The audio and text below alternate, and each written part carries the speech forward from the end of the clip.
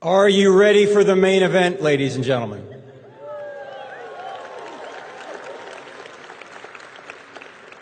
We just had 3 main events right there, but now the main event. As you know, tonight's debate is called, Is There a God Who Speaks? In the vernacular, the real topic of the debate is, Does God Exist? We have Dan Barker, and we also have Dr. Richard Howe. So why don't you gentlemen come up here while I introduce you, and you can give them a round of applause as they come up.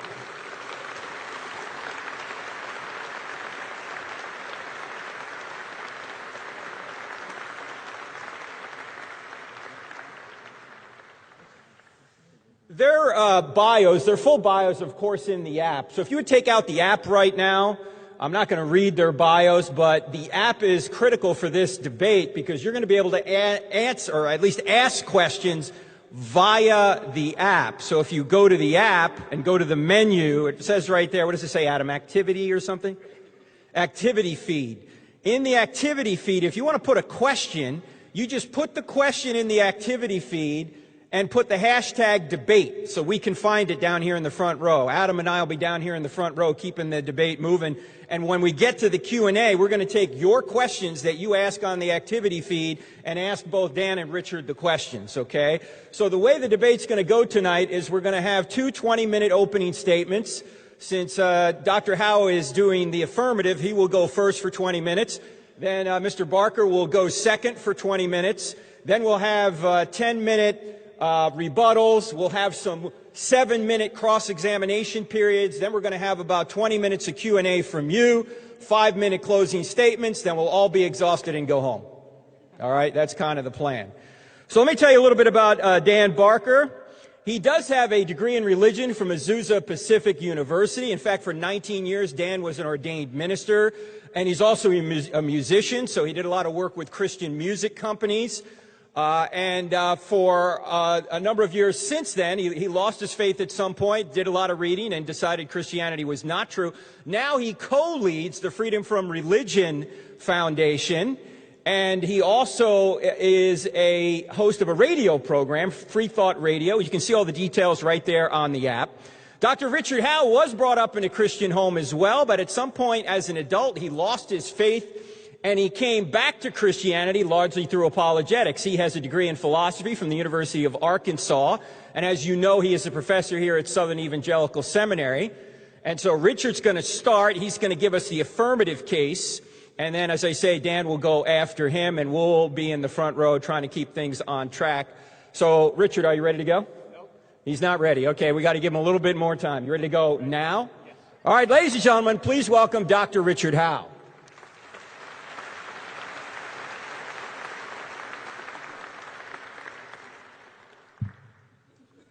Don't start my time yet. There's something wrong with the choreography here. Okay, so I need to get this going. So you can talk awkwardly among yourselves while I get my computer going. Or I could do my balloon animals. Either one. I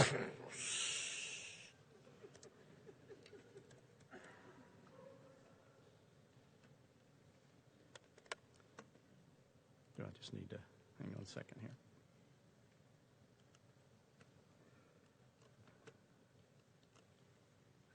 It's on the back wall. Mm-hmm. I need to get that down here. Hang on a second. I just need to do present, extend the displays.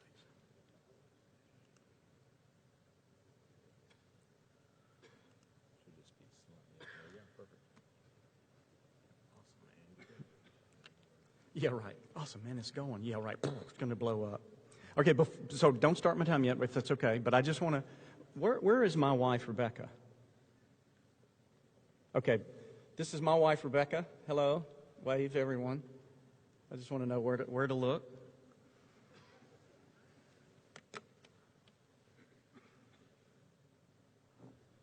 We're streaming this, my understanding.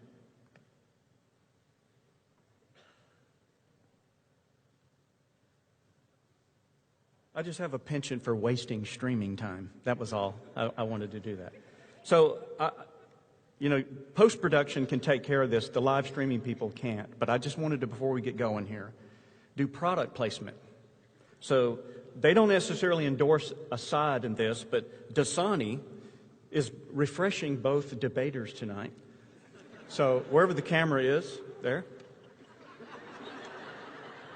So what we're hoping is because I do product placement everywhere I go in the world. I'm hoping someday whoever's putting on the event will get like $1 million check for the product placement there. So we shall see if that is the case.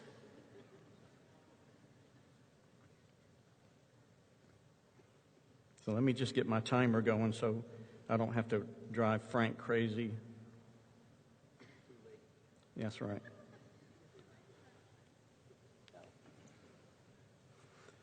All right, so what we want to do today is talk about whether there is a God who speaks. Namely, is there a God?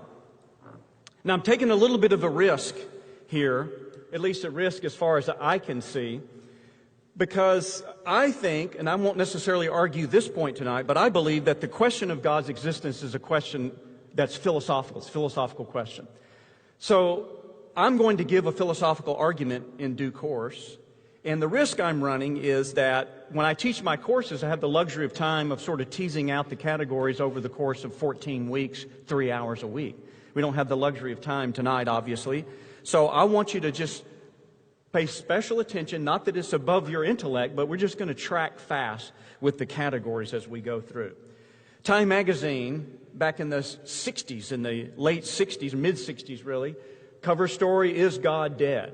And it was putting its finger on movements, both theological and secular, that were arguing that the concept of God had passed its functionality and usefulness for particularly American society. Interestingly, though, it had an article follow-up about 3 years later, Is God Coming Back to Life?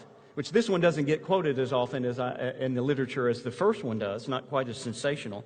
But it was talking about the way various theologians and even lay Christians were trying to respond to the God is dead movement and sort of get the question of God and more particularly the Christian message back into the lives of people. Now, most of the time in my experience as an apologist and a philosopher, you run into a number of contemporary arguments. I'm not going to give these arguments. I just want to tell you what they are. And if Dan wants to respond to any of them, that's fine. But I mean, these aren't my arguments. But I want you to see where my argument fits in and or contrasts with what you find most often.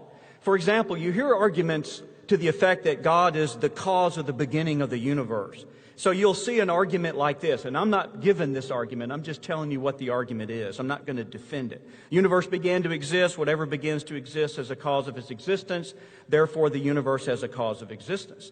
And typically the literature is going to focus on the second premise, whatever begins to exist, first premise, I highlighted the wrong one, that the universe began to exist. It's going to focus on that. And in doing so, what it will do is generally marshal scientific evidence for the fact that the universe began to exist. This is common in the literature. So you'll see issues relating to the Big Bang Theory and how that argues for the beginning of the universe, or issues like expanding universe and how that points to the beginning universe, or second law of thermodynamics and how that points to a beginning universe, all to fit into this original argument. You'll also hear arguments along the line that somehow God is the cause of the design of the argument. And the key term here is design.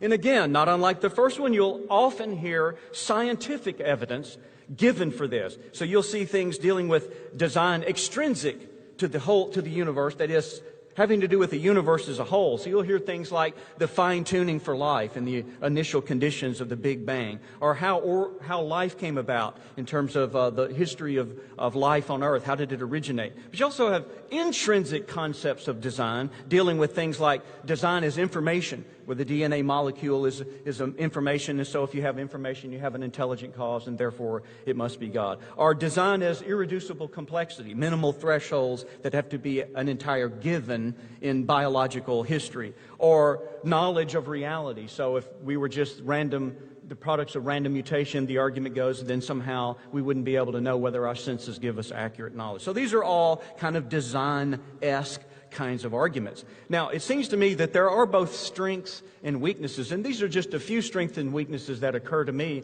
I'm sure you could probably think of many more strengths and weaknesses if you reflect upon it. First of all, just some strength of these contemporary arguments before I give you my argument. First of all, they appeal to the common sense notion that something can only begin to exist by being caused to exist. So, as we'd say in Mississippi, where I grew up, 99 times out of 10, if somebody thinks something came into existence, they're going to say it had some kind of cause. So it's kind of a common sense notion. The arguments also appeal to the common sense notion that anything that exhibits sufficient evidence of design is likely caused by an intelligence. And so the intelligence is supposed to be God.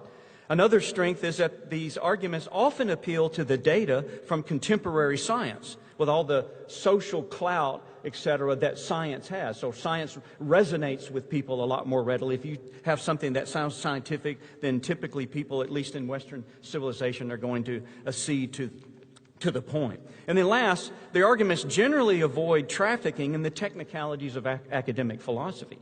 So that's really where the rub is going to come, because people don't have the patience. If it's not your area, then the technicalities in any discipline are likely to just bore if it's not your particular area, philosophy, just like any. But I also think there are weaknesses, and I don't want to overstate this. What I mean by weaknesses is just how hard it is in some instances to marshal these arguments, especially in a rigorous debate format like we're doing tonight. For example, these arguments, it seems to me, do not, in and of themselves, demonstrate that the cause of the universe still exists today. It seems minimally they only show, at most, I should say, let me back up. Minimally, they show that there was a cause, designer, when the universe began, or when the thing was designed. But whether God still exists could only be argued by shoring up the argument with supplementary arguments. And I'm not suggesting one couldn't do that. I'm just saying, okay, but now you've just added to the mix as far as the arguments you're having to marshal. Also, the arguments, it seemed to me, they do not demonstrate that the cause of the universe that is God. That is, in my estimation, and this will become a little bit more clear when I give my argument, that it doesn't show that this cause has the attributes historically assigned to God, that is classical Christian theism, whatever that ends up looking like. There's also my weaknesses in trying to give such arguments, because certain aspects of the science are disputed. So, and I've done these debates before. In fact, Dan and I have debated before, and I've given some of these arguments, and I might marshal some scientific expert, and then he might be able to come back with his own scientific expertise, or maybe he'll quote another scientific expert. We might volley back and forth a couple of times, and then we just go home. And that's, I can't really referee the debate beyond that. But even more to the point, these arguments, to me, they invariably get technical, and so they're beyond the knowledge of the non-scientists like me. So I can't, again, referee that. So if I brought a scientific argument and Dan came with another scientific argument, I'd just go, well, let's flip a coin and see which scientific argument you want. Now, one of my favorite philosophers of the 20th century, I think one of the most brilliant philosophers that lived in the entire 20th century, was a man named Joseph Owens. And he gives me license to give these arguments that I just got through saying I'm not going to give, but also to encourage me to go on to give the argument that I'm going to give. And he says this: other arguments may vividly suggest the existence of God, press it home eloquently to human consideration, and for most people provide much greater spiritual and religious aid than difficult metaphysical demonstrations. But on the philosophical level, these arguments are open to rebuttal and refutation, for they are not philosophically cogent. Now, I'm not suggesting that the argument I'm going to give tonight is not open to rebuttal. Presumably, that's what Dan is prepared to do. But I am suggesting that at least if we are dealing with it on the plane at which it ought to be dealt with, which is a philosophical issue, I feel a little bit more comfortable doing that than I would be on most of the scientific things. So to that end, let me give you a philosophical argument for the existence of God. This argument actually comes from Thomas Aquinas there, and it's actually not an argument that is commonly touted even by people who want to give an argument from Thomas Aquinas. Because what is interesting about this argument is that the argument demonstrates not that there is a cause of the universe's beginning to exist, but that there is a cause of the universe's current existing. So it's the difference between beginning or coming into existence and then existing right at this instant at every moment of its existing. Now, Dan says in his book, Godless, he says, the old cosmological argument claimed that since everything has a cause, there must be a first cause, an unmoved first mover. Today, no theistic philosophers defend that primitive line because if anything needs a cause, so does God. I'm curious about what old cosmological argument he has in mind because, at least in my experience with a master's degree from a state university in philosophy and a Ph.D. from a state university in philosophy, I've never heard anyone in the history of philosophy of religion ever give an argument that says that everything that begins to exist must have a cause. That's never been an argument. I'm not saying there can't be some 8th grader that put that up on his blog last night on the internet. I'm just saying if you look at the rank and file philosophical philosophers of religion, then none of them have ever made this argument. So it's in fact a straw man. What does this argument do that I want to make? It employs three of Aquinas' philosophical doctrines. His understanding of essence, his understanding of existence. So the Latin word is esse, and I say that just in case I, out of habit, say the esse, not because I'm fluent in Latin, it's just that I'm used to using that word in this context. And then the connection between the two, how essence and existence are distinguished from one another. Let me define the terms for you. Essence is what something is. It's what it is. Existence is that it is. So consider yourself as a human being. As a human being, your essence is as a human is distinct from your existence as a being. Your essence is what makes you human. Your existence is what makes you a being. Your essence is what you are. Your existence is that you are. Now, the essence-existence distinction basically says this, that in sensible objects, that is, objects you can detect with your senses, see, hear, taste, touch, or smell, there is a real distinct existence. That essence and existence are distinct in sensible objects is evident from the fact that one can understand what something is without knowing whether it is, and you can even know whether something is and not know exactly what it is.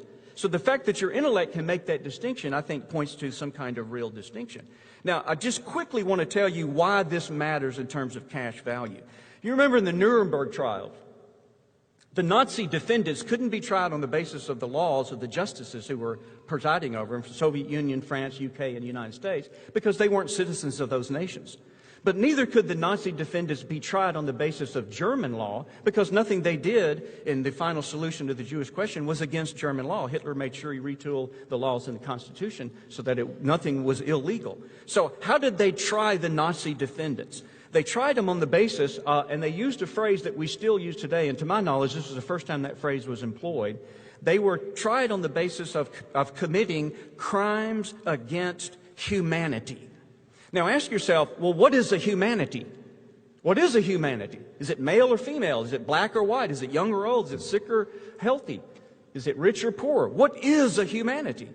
I would submit to you, a humanity either is real in some sense of the term real, or it's not real in some sense of the term real.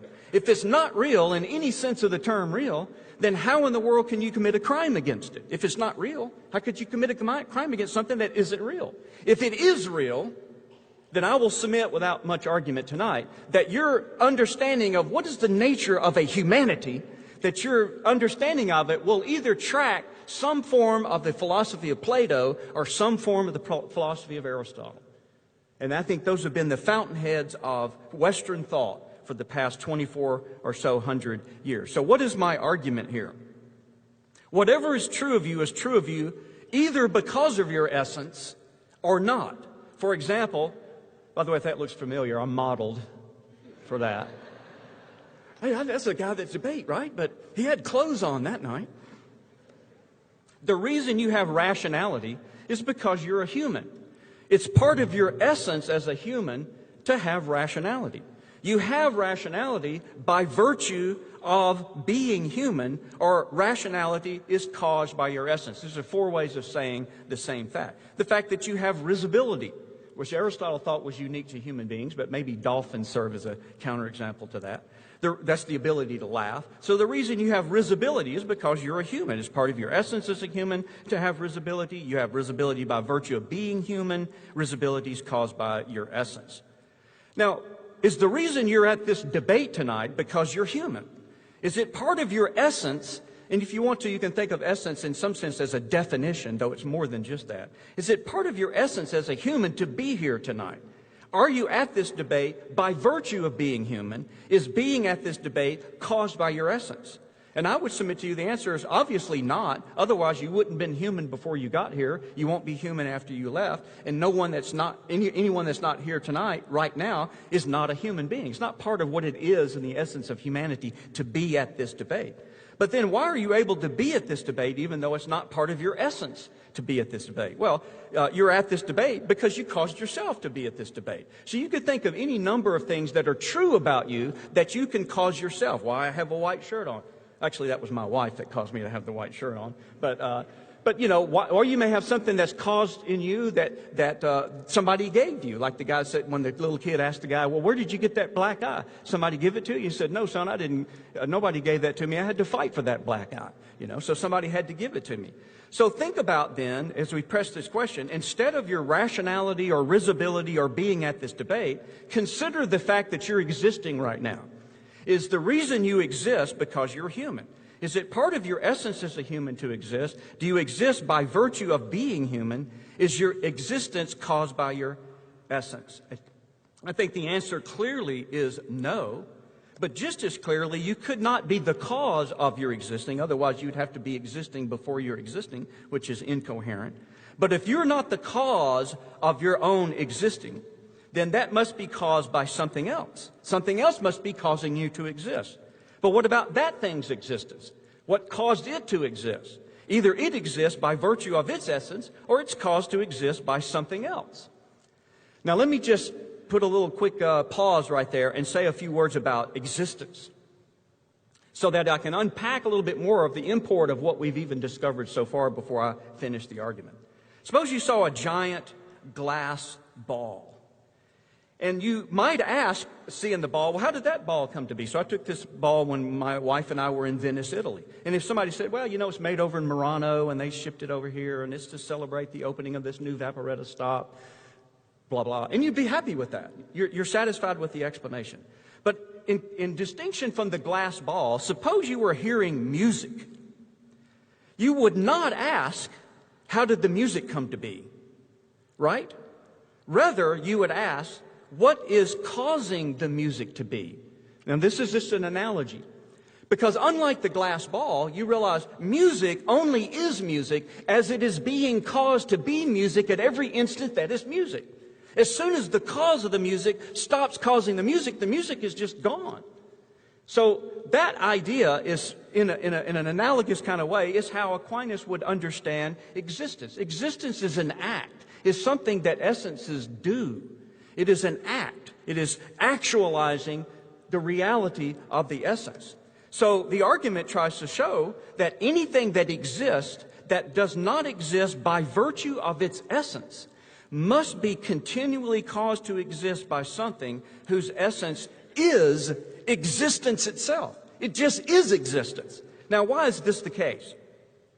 Why is it that it has to be caused either by virtue of its own essence or not? Because if that thing was not existing by virtue of its essence, it would need to be continually caused to exist by something else. And the question that usually comes up in this context is, well, can this go to infinity? You just have this sort of infinity of causes. And I want to just show you why it can't be an infinity of causes. But let me just say at the front end, lest someone... 2 minutes. 2 minutes. Yes, Lord. Oh, sorry.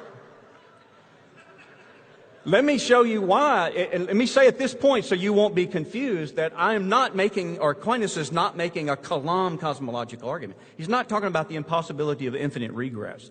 It's the difference between a per se infinite and a per accidence infinite. Let me just show you the differences, if I can get them in a minute and a half. You've got this man who sires a son, who sires a son, who sires a son. What is interesting about this causal relationship is that this chain, in Aquinas' estimation, could be infinite. Because there's nothing about any one of those causal relationships that depends at the moment of the prior relationship. As Aquinas would say, it is accidental to this particular man as generator to be generated by another man.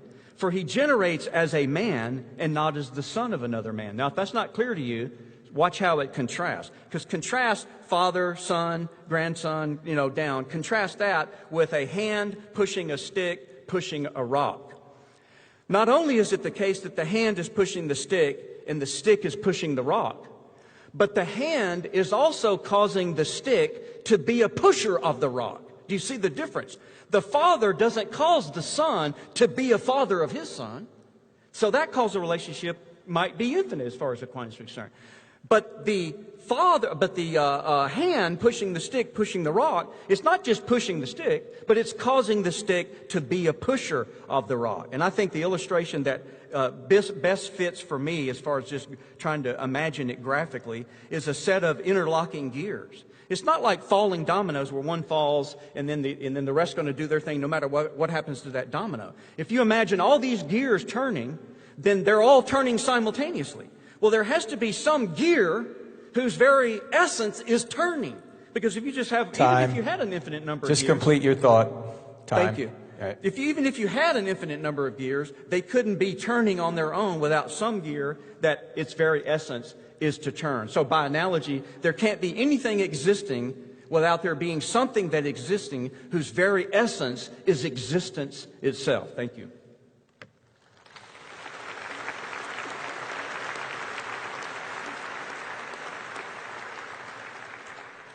Ladies and gentlemen, Mr. Dan Barker now.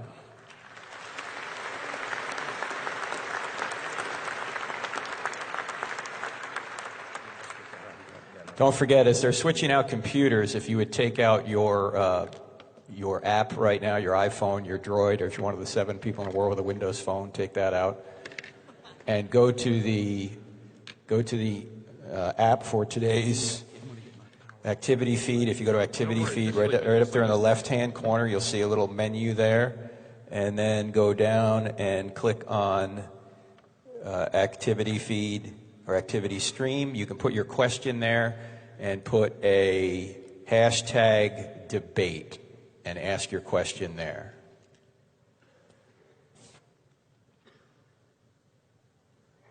Sure your mirroring is where it needs to be. Here.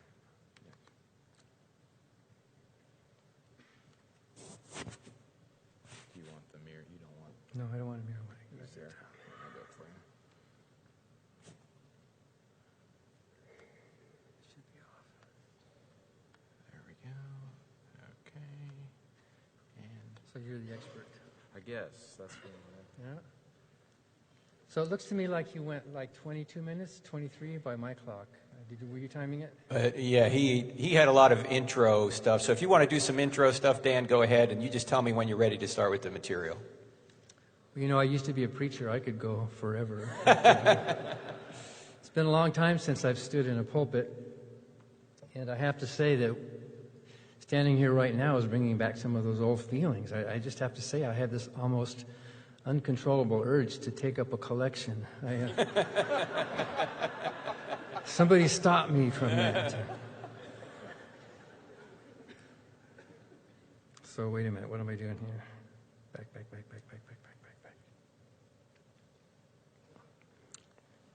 So I've really been looking forward to this.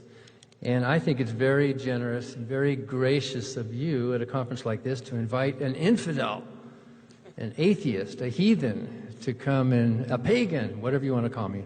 I take it as a compliment, to come and address an apologetics conference. During my rebuttal, I will respond to Richard's comments. Today is Friday the 13th. I know none of you are superstitious, but I got to tell you something that you're not going to believe. Well, maybe I shouldn't tell this crowd what they believe or not. You believe what you want. But when I was leaving my hotel room today, I saw a black cat in the hallway of the hotel. And the cat came up to me and said, "Allah es el único Dios verdadero." What, you don't believe that? Do any of you believe that? There's always one hand in every crowd, right? What, is this a room full of skeptics? I told you a story. I gave you a personal testimony that a cat came up and spoke to me.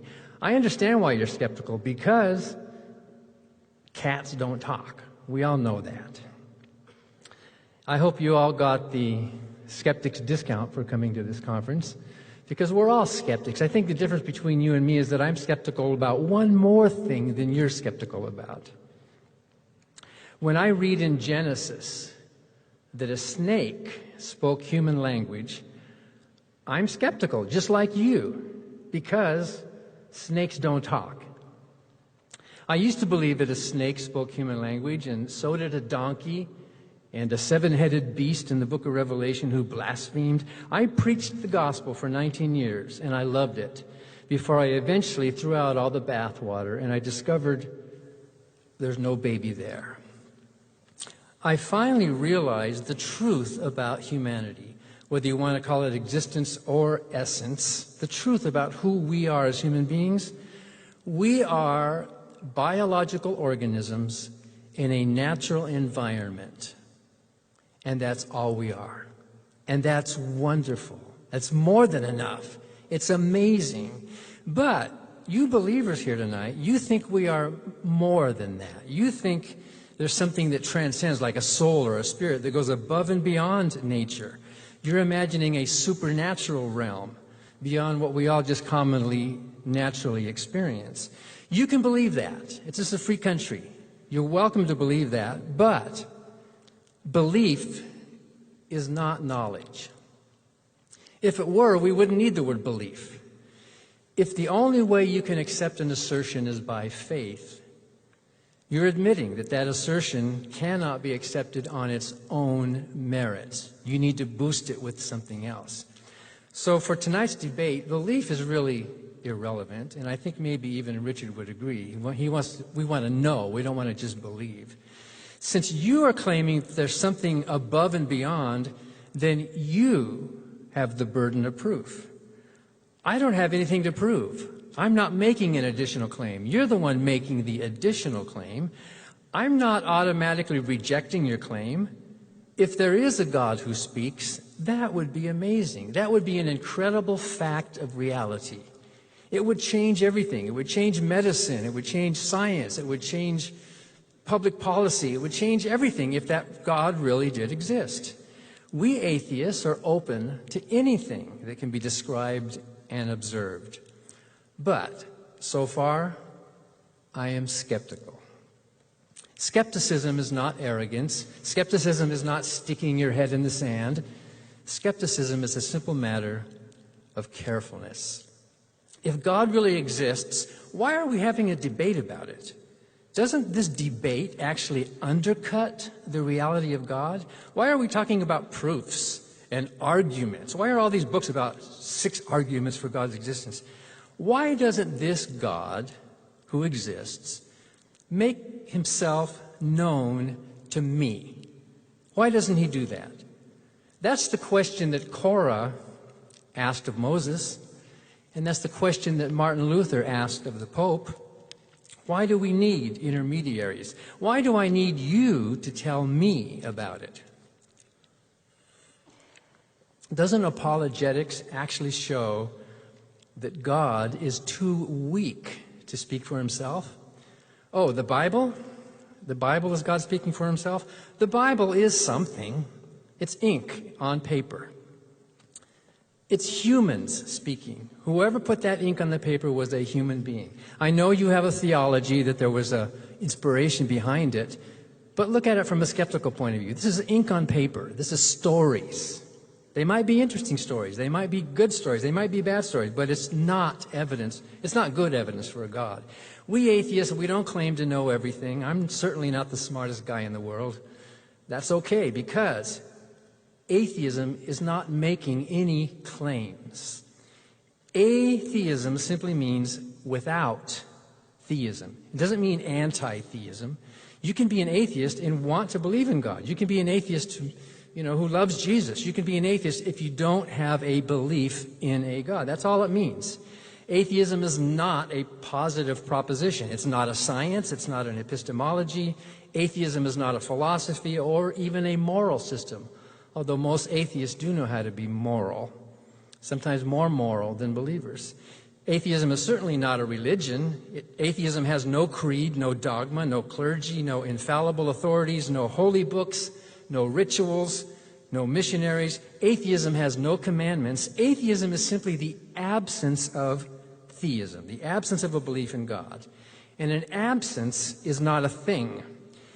If the religions of the world were a list of TV channels that you could browse through, atheism would not be on that list. Atheism is the off button. None of the above. Atheists experience the natural world directly, not through some screen of faith. There's an old joke that if atheism is a religion, then baldness is a hair color. Or as a... There you go. You're the high priest of baldness. I'm trying to catch up to you there, Richard, but during our last debate, I think we both had a lot more energy. Baldness is a hair color, or as Bill Maher might say it, celibacy is, if atheism is a religion, then celibacy is a sex position.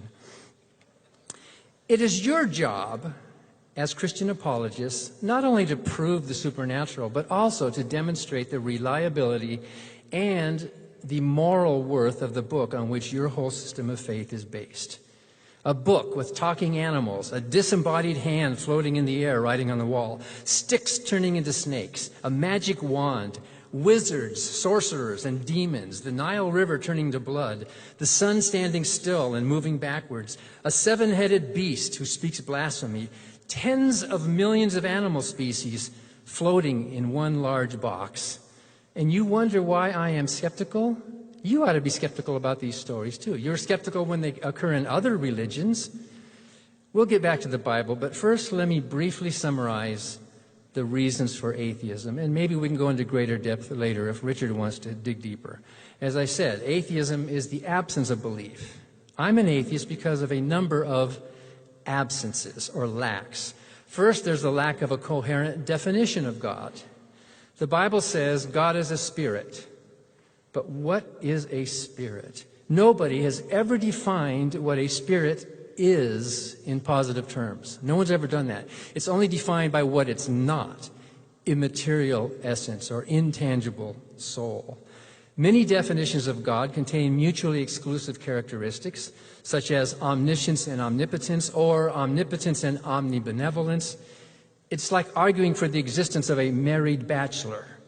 Not only can it not exist, it doesn't exist. It's illogical for some of these characteristics of God to actually exist in one person.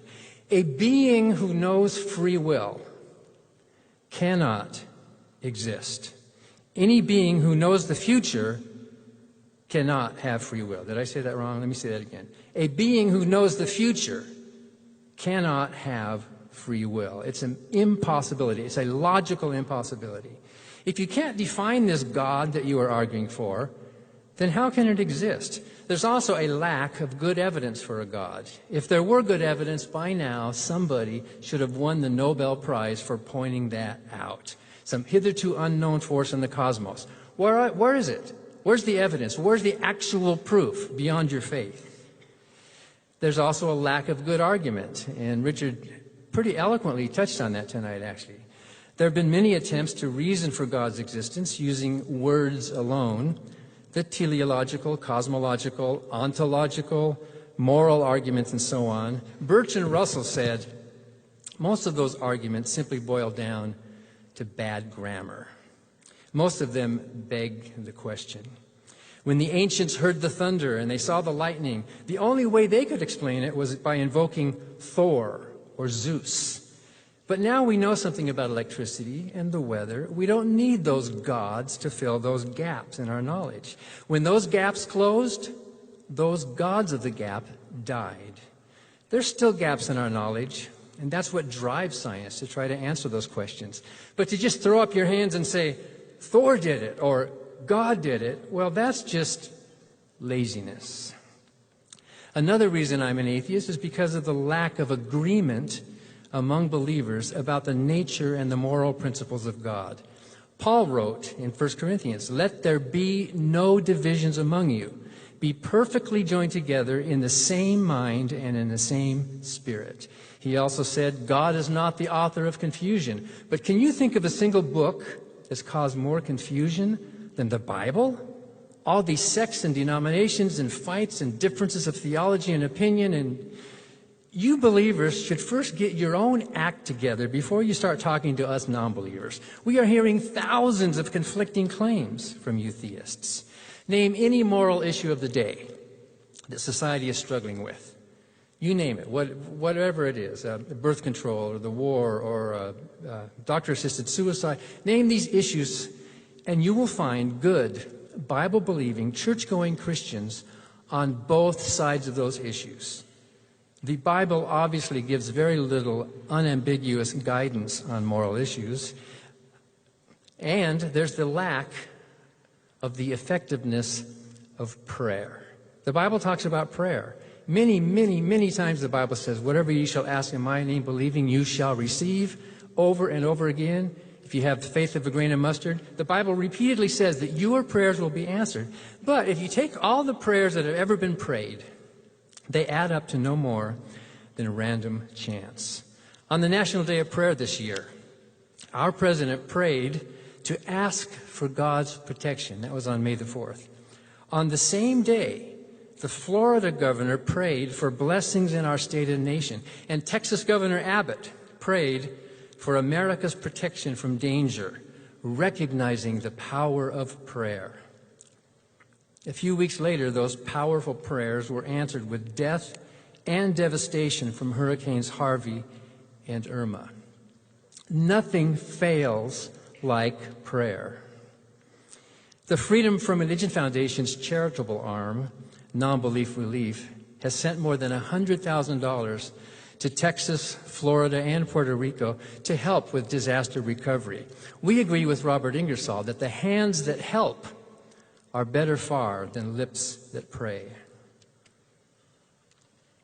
But most important, there's no need for a God. Hundreds of millions of good people lead loving, joyful, moral, charitable, meaningful, productive, and hopeful lives without superstition and faith. In addition to all those absences, we think so-called holy books like the Bible are unreliable and immoral. I think people should read the Bible. Many people say that reading the Bible was the main reason they became atheists in the first place. A. Milne said, "The Old Testament is responsible for more atheism than any book ever written." Isaac Asimov agreed. Properly read, the Bible is the most potent force for atheism ever conceived. Most Christians don't read it. They read a few verses, but they don't actually know what it says. The Bible says God is good. But if you take off the glasses of faith and just read it, you will see that is not true. This book is depraved. If you claim to be a good person, this book should embarrass you and it should disgust you. It's obvious that the alpha male God in this book reflects the fears, the ignorance, the territorialism, and the arrogance of the patriarchal Israelites who wanted to preserve their property, including their slaves and their wives. The God they invented is an abusive husband. He controls his wife, the Israelites, with threats and violence. Richard Dawkins said in The God Delusion, "The God of the Old Testament is arguably the most unpleasant character in all fiction. Jealous and proud of it, a petty, unjust, unforgiving control freak, a vindictive, bloodthirsty ethnic cleanser, a misogynistic, homophobic, racist, infanticidal, genocidal, filicidal, pestilential, megalomaniacal, sadomasochistic, capriciously malevolent bully." I'm going to set that to music one of these days. It's going to be a great song. And Richard is right. Richard asked me to write a book documenting each of those nasty adjectives. It's called God, the Most Unpleasant Character in All Fiction. It goes into great detail and broad context of more than 1,500 passages describing the biblical God by his own words and actions. I came up with 8 more, actually. God is also a pyromaniacal, angry, merciless, curse-hurling, aborticidal, vaxicidal, cannibalistic slavemonger. We only have time for a few tiny examples out of the 1,500. God's an ethnic cleanser. You shall drive out all the inhabitants of the land, for I have given you the land to possess. That's ethnic cleansing. Utterly destroy all that they have. Do not spare them. Kill both man and woman, child and infant. God is genocidal. You must not let anything that breathes remain alive. You shall annihilate them. So they utterly destroyed the men, the women, the little ones of every city, and left none to remain. There are dozens more genocidal passages in the Bible. God is unjust. I, the Lord your God, am a jealous God, punishing children for the iniquity of parents, visiting the iniquity of the fathers upon the children and upon the children's children. That is unjust. God is misogynistic. Now here, look at Jeremiah 13. When the Israelites asked, why are the Babylonians invading and killing and raping their women? Here's what God said. It is for the greatness of your iniquity that your skirts are lifted up and you are violated. Raped is the word there. Because you have forgotten me and trusted in lies, I myself will lift up your skirts over your face. God, by his own words, is taking credit for rape. Even if that's just metaphorical, it's a horrible thing to say, a sexist thing to say. In Isaiah, we read that the Lord will afflict with scabs the heads of the daughters of Zion, and the Lord will lay bare their secret parts. That Hebrew word path there, secret parts, I don't have to tell you what secret parts that word is talking about. This is sexual harassment in order to humiliate. This is the Bible. What do you think about a sexist man, whether he's a common jerk or a political leader, who boasts about groping women? God is homophobic. You shall not lie with a male as with a woman. It is an abomination. They shall be put to death. Their blood is upon them. That should settle it right there. If the Bible says homosexuality is wrong, then the Bible is wrong, not homosexuality. The men who wrote those primitive, bloodthirsty words were bigoted and cruel and intolerant. 2 minutes. And God is indeed bloodthirsty. The Bible is splattered with hundreds of bloody pages. The Lord has a sword. It is sated with blood. The blood splattered my garments and stained my clothing. God is racist. The Lord your God has chosen you out of all the peoples on earth to be his people. Don't intermarry with those other people. In the book of Numbers, God told the Israelites not to mix with the Midianites because they worshiped another god. But one man decided to live his own life and chose a Midianite woman anyway. When Phinehas, son of Aaron the priest, saw it, he got up and left the congregation, took a spear in his hand, went after the Israelite man in the tent, and pierced the two of them, the Israelite and the woman, through the belly. A mixed-race couple was slaughtered by a righteous priest.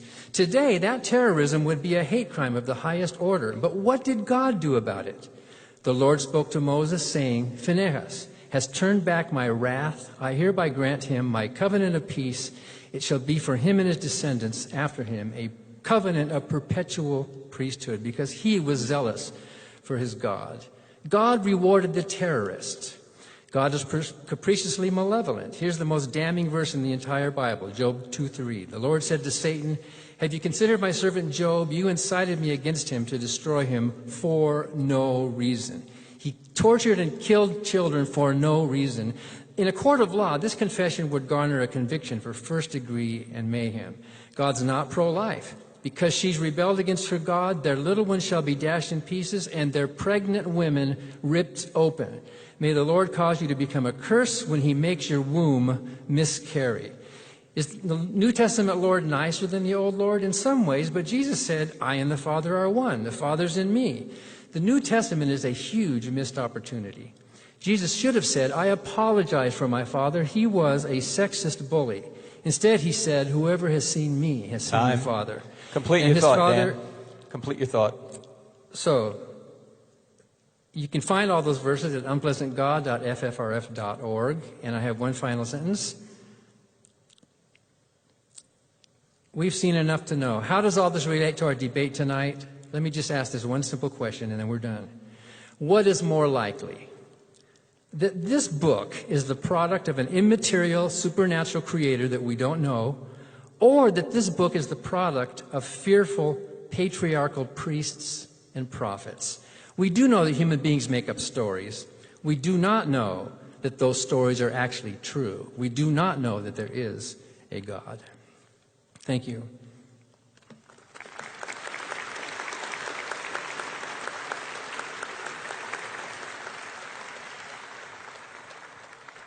Dr. Richard Howe, ladies and gentlemen, will come up with a 10-minute rebuttal to Dan's statement. And again, questions are on the activity stream of the app. If you want to ask questions, we'll get to questions after a couple more rounds of back and forth. Dr. Howe. Hang on, let me do my timer, Frank, if I may, so I can try to get a feel for how much time I have left before I hear. This is a 10-minute 2 rebuttal. minutes. I'm going to have a heart attack. 2 minutes. How about right now? Just fall out. Dan mentioned the fact that we've debated before back in 1997 at the University of Florida. Apparently neither of us did a very good job because he's still an atheist and I'm still a theist. So. But I'm kidding because if you don't know much about debates, these things are designed for the audience, not for each other. So Dan's not expecting me to become an atheist. I'm not expecting him to become a theist. But we are expecting to persuade some of you who maybe haven't made your mind up.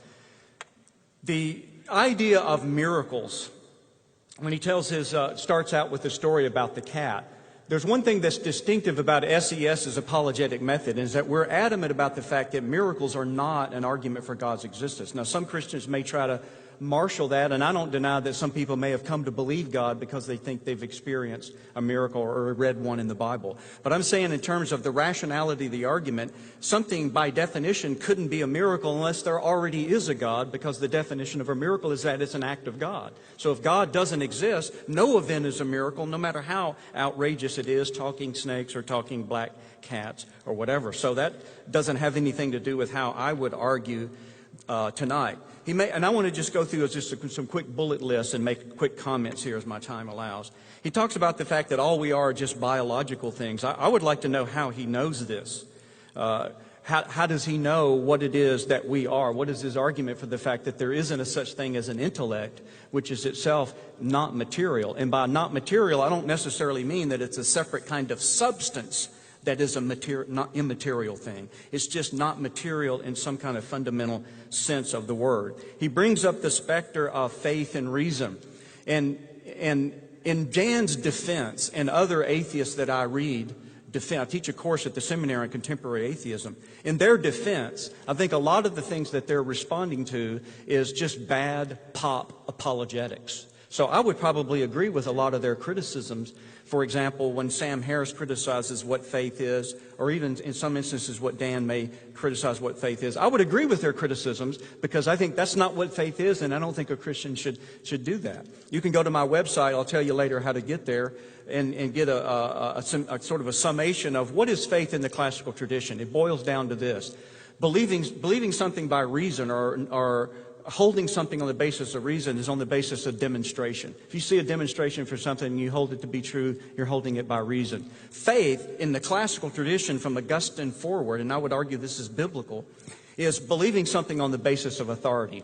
So I believe that Fermat's last theorem was proven to be true by Andrew Wiles at Princeton University. It's a mathematical proof I can't understand, but I'm not foolish in believing Andrew Wiles because reason tells me he's a reliable authority. Yet I am taking it on faith when he tells me that it's true because I can't see the demonstration by itself. That's what we're trying to say about faith. We just think God is a divine authority. Now, whether God's a divine authority presupposes a question of whether God exists. So it has to go back to that question, which is why we're debating that tonight.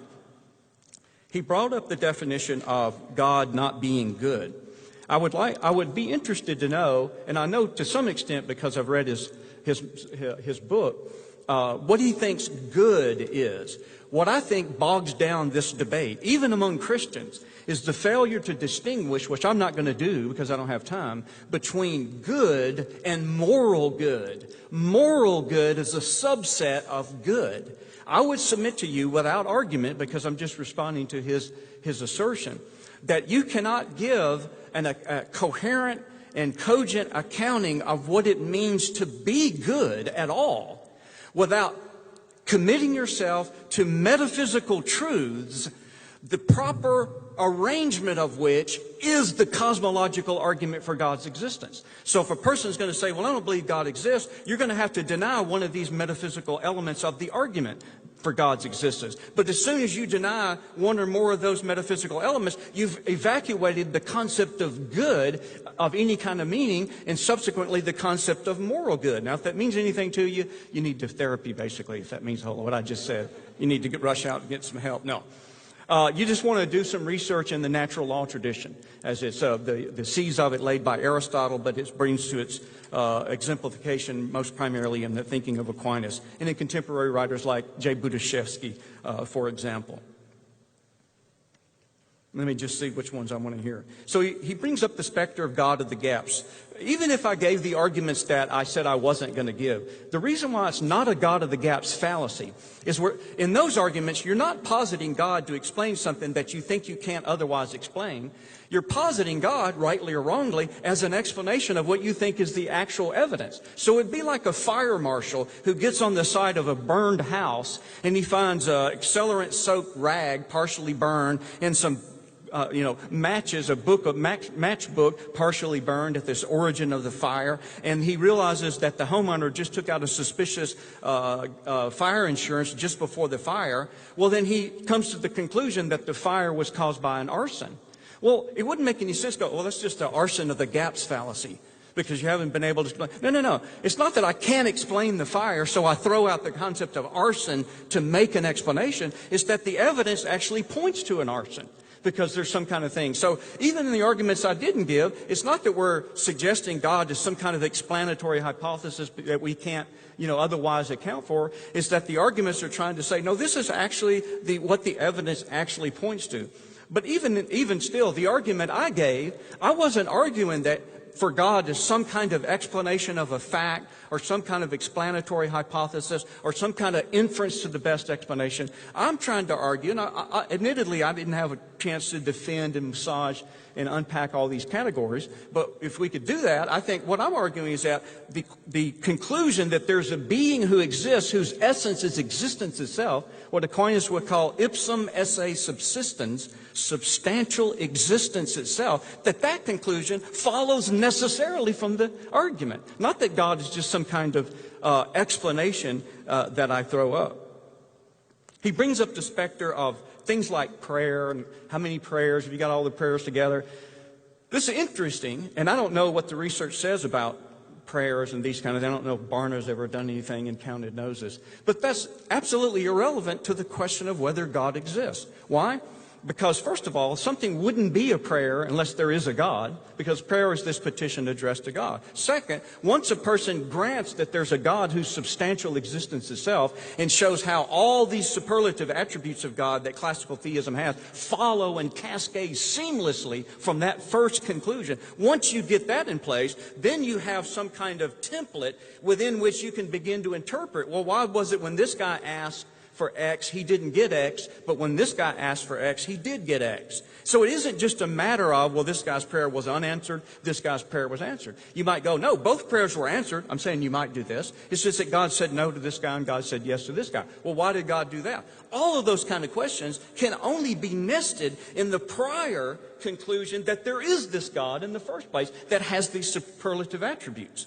So it's mixing categories to start importing those things from later on in the discussion and back up and say somehow this is a counterexample to the existence of God, because it's not. 2 minutes. He talked about I'm sorry. Did you say 2? 2 minutes. Okay, I'm going to... Do you see how I skulked back there? He brought up the idea that how much... That was a dramatic pause, by the way. How much confusion the Bible causes because of, the cacophony of conversations among Christians over the years and all these different denominations, whatever. Look, accusing the Bible of confusion by giving an example of how Christians sometimes behave is like accusing John F. Kennedy or Martin Luther King Jr. for causing violence because they were assassinated. No. They were the occasion upon which an evil person might have assassinated them, but they're not the cause of the assassination. Fine. The Bible may be the occasion where people with unscrupulous motives or people just innocently not understanding hermeneutics or the original language might come out with all kinds of wacky beliefs. That's fine, but that's not the Bible's fault any more than John F. Kennedy getting assassinated was John F. Kennedy's fault. It was the fault of somebody else. So those kind of things, I think, they preach well, no pun intended, but they don't really have anything to do substantively, in my estimation, with the question whether God exists. Okay? So that's what we're trying to debate tonight. He talks about the fact that there are no good evidences. One of the things I discovered when I was reading in Dan's book, and I just want to read you this quick list, because he's writing a book called Godless, and it's autobiographical, and I encourage you to get his book and read it. It's very well written, and it's very poignant in places. But if you're going to talk about whether God exists, I think it is a dereliction of research when your book doesn't even, as far as I could see, certainly not in the index, but I didn't see anywhere else in the book, no mention of Plato, no mention of Aristotle, no mention of Plotinus, no mention of Pseudo-Dionysius. Richard, time. No mention of, can I finish my list? Complete your thought. Go ahead. All right. No mention of Avicenna, no mention of Maimonides, Thomas Aquinas, John Duns Scotus, Descartes, or Gottfried Leibniz. No mention of the chief architects of the classical view of the nature of God in some form or fashion are not even brought up. So I would submit to him, of course there's no evidence because you haven't looked at the arguments yet. Thank you.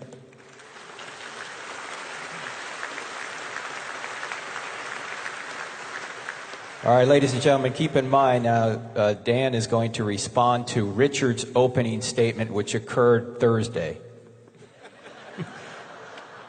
Come on up, sir.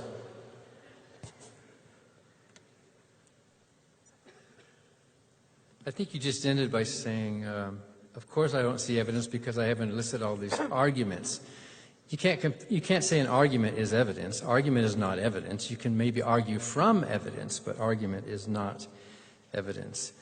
I think the basic mistake Richard is making tonight, and it crosses over a lot of the different things that he has said, and I think it's a natural thing that happens to a lot of us. It happens, when you're not thinking strictly enough. It's the mistake of reification. You take a word like existence, and just because there's a word doesn't mean the word has a thing that goes with it. I think Richard even said that. Existence is not a thing. Existence is not something you can go to the store and buy. I'm going to buy some existence. It's not a thing at all. It's a concept. Existence is just a concept in a mind. And somehow to separate existence from essence, even in essence, exists. But when we say exist, we're not talking about some transcendent thing. When you reify something, you make this category error where you say, well, then there must be something above and beyond this word that I'm using. He does the same thing with the word intelligence. He does the same thing with, I wrote these things down here, with the word humanity. Like he actually seemed confused that the word humanity would mean something. It's a collective term. There are words that we use to refer to a group that doesn't actually exist as a thing. Humanity is not a thing. You can't, you can point to any one of the members of that group, but then to take that group and put a label on it and then pretend like that group is also a thing is a reification. It's a category mistake. So I could say, for example, because I'm a jazz pianist and composer, music theory transcends music composition. And when I use that word transcend, does that mean there's actually some realm out there where music theory transcends in some real world? Or am I just talking about concepts? So yeah, logically, concepts do transcend other concepts. I could ask, why is it that if every member of an orchestra is in harmony with each other, does that mean all orchestras are in harmony with each other too? Do you see the mistake? By taking a collective word that refers to a group and then trying to apply some characteristic or finding from within the group to the collection of groups, that's a mistake. That's a category mistake. And he does it with rationality, too. Rationality is not a thing. Rationality is a concept that describes a part of the functioning brain. It is a tool of how the brain functions. Intelligence is the same thing. There's no such thing as intelligence. It's a word. It's a label that we use to describe the functioning of this biological organism that we have. So his argument is very much like I've debated 8 Muslim scholars over the years, some in London and some in Michigan and one in Queens, New York. And Rajab Ali was one of the Muslim scholars that I debated, and he pretty much used the same argument that Richard is using. It's a form of the ontological argument about existence and being, as if our very existence requires something be outside of it to justify its existence. But then, look at how you smuggle your conclusion. This is called begging the question. Look how Richard smuggles his conclusion into his premise by saying that everything that exists must have had some cause of some sort. And by the way, he admits it might not be a currently existing cause, but he doesn't suggest that it might also not be an intelligent cause as well. You can have causes that are not intelligent. What causes crystals to grow? Did some being come in there and put every little molecule in place and stack them up in order? Or can we explain it with natural causes, not necessarily an intelligent cause? So I think there's a little bit of obfuscation here and a little bit of, he's a philosophy professor, and I think he should know in Philosophy 101 that there's different ways of talking about words at different levels. Just because there's a concept doesn't mean there's a thing. And just because you can say that existence needs to have a context, he smuggles his conclusion into his premise by saying, well, then there is something somewhere in the cosmos that actually doesn't have to follow that rule. There is something that doesn't have to follow the rule that essence needs to have existence, and that thing is God. Well, that just totally undercuts the argument itself. Either the argument applies universally across the entire reality, or it doesn't. If it doesn't, you've taken your conclusion that there is this God and put it into your premise, and that's called begging the question. That's circular reasoning. That's a polite way of saying it's illogical. So, what is good? That's a good question, and we haven't talked about morality that much. We non-believers, secular humanists, atheists, agnostics, we know how to be good. We know what good is. We didn't need some commandments from God coming down from a mountain to tell us, guess what? There's something wrong with killing. Really? As if we were so stupid we couldn't figure that out ourselves. As human beings, we are naturally good animals. We basically have instincts to altruism and empathy. And we're not perfect. We make mistakes, and there are some sick people in the bell curve. You might call them psychopaths or, criminals and that. But basically, it doesn't have to be that complicated. It's very simple. Morality and good are simply the minimization of harm. The word we're talking about here, when we talk about good, we're talking about harm. We want to avoid harm. We don't like to be burned. We don't like to be cold. We don't want to be starved. We don't like predation. We don't like disease. We don't like war. We don't like whatever it is. To be good, this is natural. You all know this. No one has to be told this. To be good is to act with the intention of minimizing harm. And whatever harm is, it's natural. Harm is the guiding principle here. That sounds a little bit like utilitarianism, but it isn't. It's more of a negative utilitarianism, I suppose. And I think we all agree. You don't have to be told this. Every little kid knows that. We know about fairness, and we know about altruism and love and caring, especially when we're close relatives. So good is not cosmic. Good is not some top-down thing. Good is a basic bottom-up biological organism thing. As we get through life, we naturally recoil from harm. When you stick your hand in the fire, do you deliberate and go, oh my goodness, those cells are being damaged right now. I wonder what I should do. I guess rationally I should withdraw my hand. Yes, that's what I'm going to do. Is that what you do? You just naturally know. We know that harm is the principle of good and moral good. Because whatever harms me can harm you as well. And that golden rule goes way back before Jesus, way back before Hillel in the 1st century BC, way back even before Confucius, 500 years before that. Good is simply acting with the intention of minimizing harm. So intelligence, essence, existence, all those things are not things. Those are concepts. And I guess I would go with you, Richard. If that's how you're going to argue, then your conclusion itself is also a concept. It's not an actually existing thing. It's just a concept that's in your mind that you're trying to reason up to. So we're going to have cross-examination in a moment. Thank you. All right, ladies and gentlemen.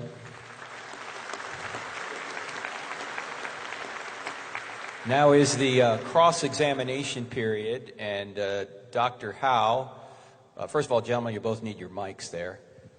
Dr. Howe will begin asking Mr. Barker some questions for 7 minutes, and Dr. Howe, since it's your time, if Dan is going too long, you could feel free to stop him. It's your time, so if you just want to keep asking questions, if you want to let him go on, it's totally up to you. So remind me how many minutes? You have 7 minutes from whenever you want to start. You just start it off. Actually, I do have the same amount of hair I had when we debated. It's just in my shower drain now. That's the difference. So you said, tell me if you agree with this statement, that I thought you said tonight that there wasn't a definition of God. There wasn't a good definition of God. Coherent is a the coherent word. definition. On page 219 of your book, Godless, you say, quote, God has never been defined. Presumably you mean coherently defined or whatever. Does that sound fair? Coherently defined. Okay. If that's the case, and you define atheism as a lack of belief in God, then how can you know what it is that you lack of belief in if the thing you lack of belief in has never been clearly defined? Hold your applause, hold your applause. Richard needs the time. Do you believe in slapdoodle walkers? Yes. You do? No, I'm just kidding. I just want to see what you'd say if I said. Tell Doesn't me. everybody? What do you think I am, a pagan? I'm not asking you if slapdoodle walkers actually exist. I'm not asking you that. I just want to know if you believe. Do you have a belief in slapdoodle walkers? I don't know whether I do or not because I don't know what it means. Do you have a belief, though? A positive I don't know. belief? I might. So, for example, if somebody said that's actually the Zulu word for moon, then I go, yeah, I guess I do have a belief. Okay, but I'm asking you, do you... Wait a minute, I'm supposed to be asking you the questions here. So I want to know, so I don't get muddled, because I like the conversation, but I just want to make sure we don't get away from the original question. You say it's never been defined clearly, coherently, yet you say you lack a belief in it. But what if it turns out the thing that it ends up being clearly defined in fact, you do have a belief in it? Then you wouldn't be an atheist anymore, I presume, right? That's true. Okay. So how can you know right now, then, why do you keep saying that you lack that belief? That's what I'm not clear on. Because if you're asking me to say yes or no that I have a belief in something, I need to know what that is. And the absence... No. You changed the question. I didn't ask you if you knew that you had a belief in it. I said that you knew you lacked a belief in it. But if you don't know what the it is, how do you know you lack a belief in it if you don't know what it is? That's what I'm asking. How can you affirm a belief in something that you don't know? You don't have. A lack of belief... You're changing it to affirming a belief to lacking a belief. I'm asking you, how do you know you lack a belief in it if you don't know what it even is? Well, how can you have a belief? I'm not asking you how do you have a belief in it. How can you not lack a belief in something that is not defined? That's what I'm asking you. I think you might be confusing. I think you might be confusing a lack of belief with a denial. I'm not denying. I'm lacking a belief. I'm not saying that doesn't exist. I'm just saying, here's a list of my beliefs. That is not on my list. Whatever it is. But you might not lack a belief, depending on whether or not it... Well, I'm not going to affirm a belief until it's defined. Right, but I mean, it might not be true that all the time you were saying you lacked a belief, you actually didn't lack a belief. It's just that because you didn't know what it was, you just thought you lacked a belief, but you really didn't. Well, that's your job to explain what that it is. Okay. Oh, that's fine. I just want to make sure I was clear on that. I'm just curious, and this is a way of trying to get at the metaphysics. By the way, let me take these one at a time. How would you respond to my accusation where when you said these things like they're just concepts, they're not things? Okay, it's pretty much that as you were describing. How would you respond to my claim that that's a false dilemma because you're either assuming a Platonist or an Occamist view of those things that I listed, like intellect and humanity. So why couldn't Aristotle's middle ground between Plato and Occam serve to give a coherent notion of these things that you say are not things, they're merely concepts? Well, I suppose you can say anything you want, but intelligence is, can you point to intelligence? Can you buy it at the store? No, but maybe I'm not clear. When you say, can you point to intelligence, can you buy it at the store, that's assuming a Platonist type of answer to what these things are. And you say, no, they're not those things, because obviously I can't go buy an intelligence. I would agree with you. But that's because I'm not a Platonist. But it doesn't follow, or what would you say from my accusation? It doesn't follow from that they're just merely concepts. Because all you've done is just say, since Plato is wrong, which I agree with you he is in this regard, it doesn't follow that Occam is right. Why wouldn't Aristotle's view of that serve you? Well, I think we can define something like intelligence as a description of a function. So if you want to say function exists, like a computer functions, you can say, yeah, that function is existing, but the function itself is not a thing. It's a word in our brain. So if you want to agree that there are somehow a metaphysical existence to a concept in a mind, well, that's a totally different debate, because it's all only happening in our mind. When you turn off the computer, that whatever intelligence goes, it's not there. The computer's there, but the functioning of it is a word that we describe for intelligence or whatever group word or label we want to put on things that actually don't exist as physical entities. Exactly. If you can find some other way that they exist, then you have to make a case for that. Yeah, well, that's what I would submit to you, that if you haven't already done so, let me say it more positively. I would very much be interested in how you would rebut Aristotle's view about what these things are. Because your rebuttal to me was predicated on a false assumption that there's either the choice that is Plato's understanding or Occam's understanding. And I think that's the problem.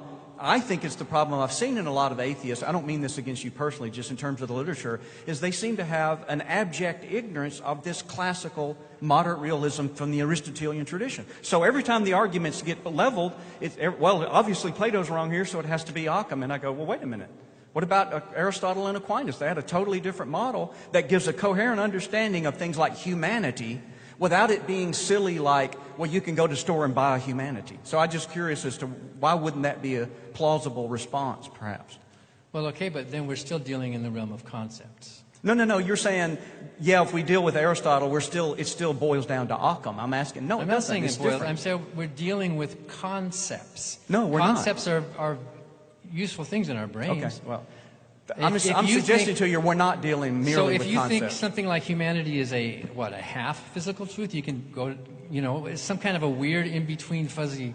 No, it's just that you need to read Aristotle to get the idea. I mean, I can't summarize it right now. But I'm just suggesting there's this rich, robust tradition. Maybe it's wrong too. I'm just saying there's this incredibly thick, robust tradition, 2,300 years old, that many atheists seem to have no concept of. And I'm curious why that's the case. Well, I would wonder how many of this audience initially came to their faith in God as a result of contemplating Aristotle's metaphysics. I don't think that's really relevant to anything about whether this being, you think God is a real thing, not just a concept. You think he's an actually existing thing. Yes. So I don't know if Aristotle's even relevant to that. He's absolutely relevant to that. All right. It's a good mind game. We're turning the tables now. Now, Dan, you've got 7 minutes asking Richard questions, and just like he stopped you, you can stop him anytime you want to keep him moving. Go ahead, sir. So the Bible says God is a spirit. Yes. What is a spirit? I think spirit in that context, what Jesus means is God is substantial existence itself. What? I think in that context, what Jesus means by saying God is spirit is that God is substantial existence itself. Substantial existence. Then does he occupy space? Does he have weight? Does he have light refraction? Does he move around as a physical existing thing? No. Is that what Jesus... Well, then what is the spirit? Spirit, I think, is substantial existence itself. So what is it for something to exist? I would try to press someone to go, do you think that a thing that is existing, that there's something about that thing that's different from something that's not existing? And what is that difference? It's not the essence, because there's lots of essences that don't exist. Like Sherlock Holmes has a human essence.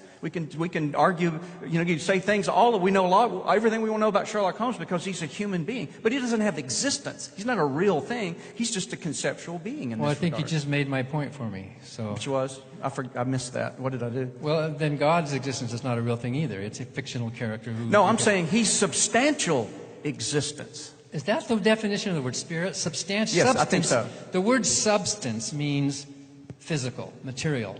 The word substance is a... Yes, it does. No, it doesn't. Yes, it does. The word substance means physical material. You can't have a... Yeah, unless no. you're talking conceptually All about... I can suggest to you is just read some Aristotle. Well, why don't you explain it then? I would love to. In fact, I tell you what, let me take you Aristotle. up on that. I will explain it because I start a class Monday I would love for you to take. I think the seminary would let you take it for free.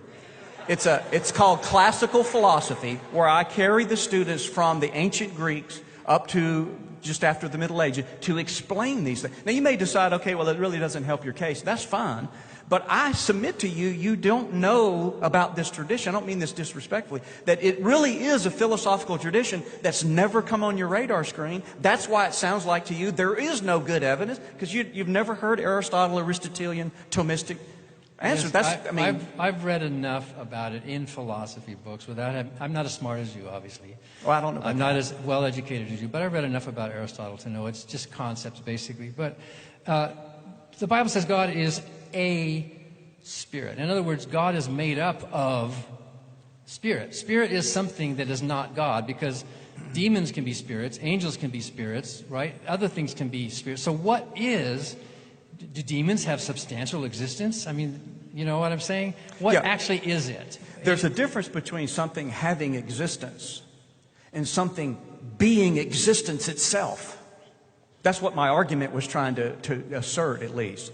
That there's a difference between a thing's essence, its whatness, and its existence, its being, its act of being. There's a distinction there. My argument was, it couldn't be the case that, or let me say it from the other direction. If there's anything that exists whose essence is not existence itself, it could only exist because there is a current. It wasn't true that I denied a current cause. I denied that these popular arguments can't account for a current cause. My argument was there has to be at every moment that we're existing and a being that is existence itself that is causing us to have existence. That's what so there's a difference between the substantial We're almost out of existence. time here. I'm sorry. I'm sorry. I know you didn't have enough time to talk about my Bible criticisms, but I just want to ask you a simple question. Is genocide good? It depends on what you mean by good. So I don't want to sign, a contract without knowing the terms of the contract. So we may not have a same understanding. I defined good as the intention to avoid harm. Yeah, I wouldn't say that's what good is. Really? Well, what is good then, if it's not that? Well, I'll be happy to try to answer that. Causing harm? I think genocide is good? Well, you can give me a multiple choice, and if you get to the one I have, I'll be glad to.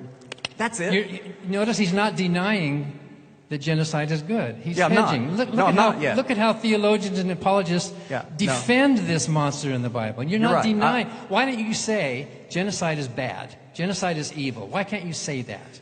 Well, I thought it was clear why I couldn't say that.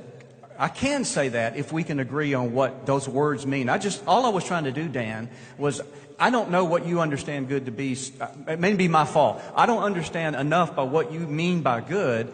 So I don't want to taste the risk of going, oh, no, I don't think it's good. And then you can turn around and leverage that against me. So let me answer your other question that you've already asked that you give me a chance to answer. Well, then what is good?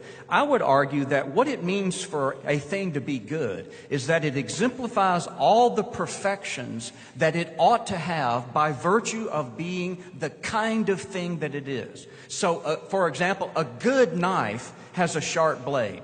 That's why it wouldn't make any sense to go, who are you to say, you wouldn't say this, who are you to say that a knife ought to have a sharp blade? That's just what it is to be a knife. We talk about good knives, good pizzas, good cars, and good people. So a good person is a human being who exemplifies all the perfections of what it is to be human.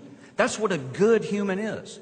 Now, moral good is something other than, it's a subset of that. But I think that's what good means. So in many instances, these kind of atrocities that you list You from the admit Bible and otherwise, they are atrocities. they're not goods for that thing. Absolutely not. If a lion tears off a guy's arm, that's not good for them. So when the Israelites invaded a Canaanite town and took a sword and they cut off the heads of 2-year-olds and they ripped open pregnant women and they destroyed and burned and killed everybody, that could be good? No, it's not a good at all, at least not for the Canaanites it wasn't. Well, God did it. God That's commanded right, God it. did it, but it was not a good for them. So God is not good. No, that doesn't follow. Plus, what I suspect is you're conflating good and moral good.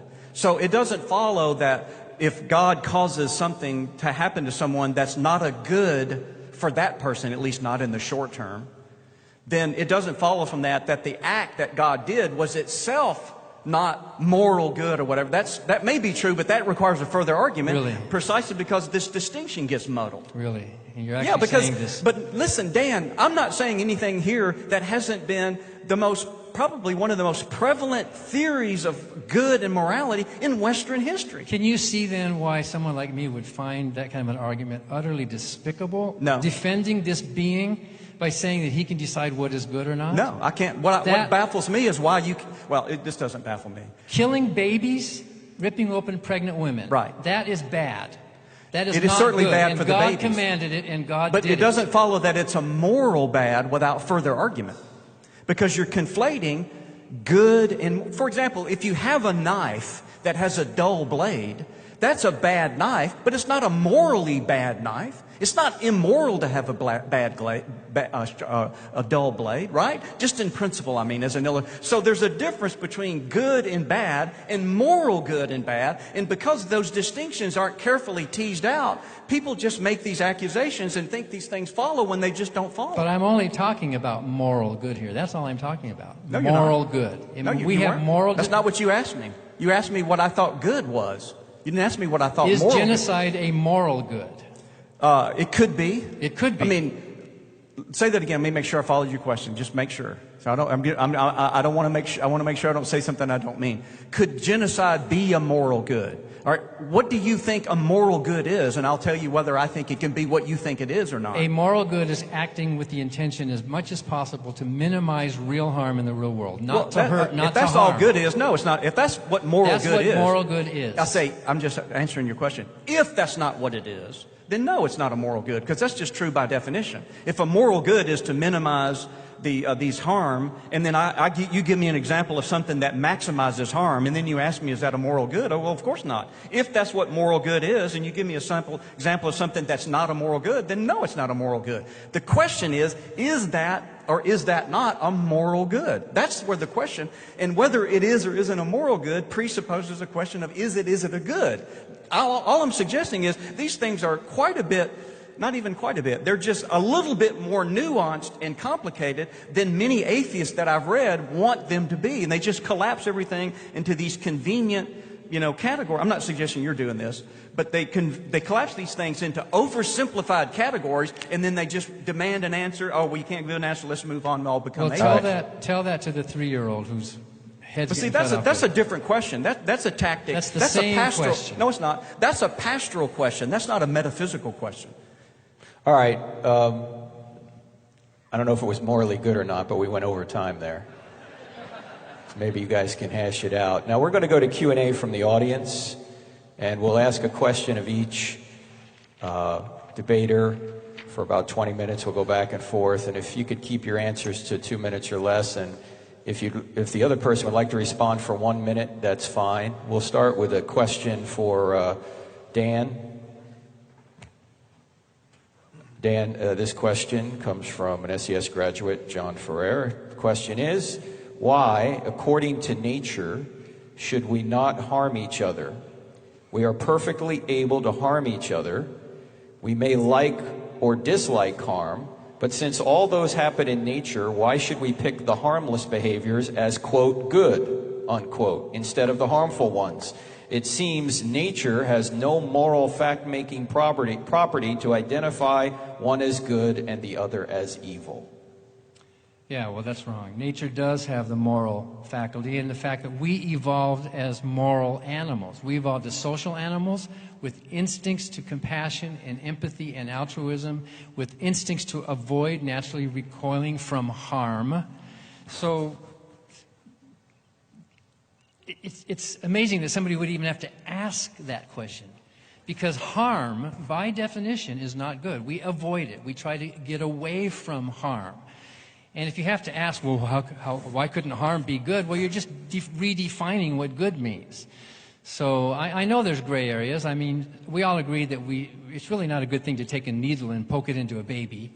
Unless that baby needs a life-saving injection, then we will cause some temporary harm for a greater good. We will cause some harm. You might have to have an amputation, or you might have to do something.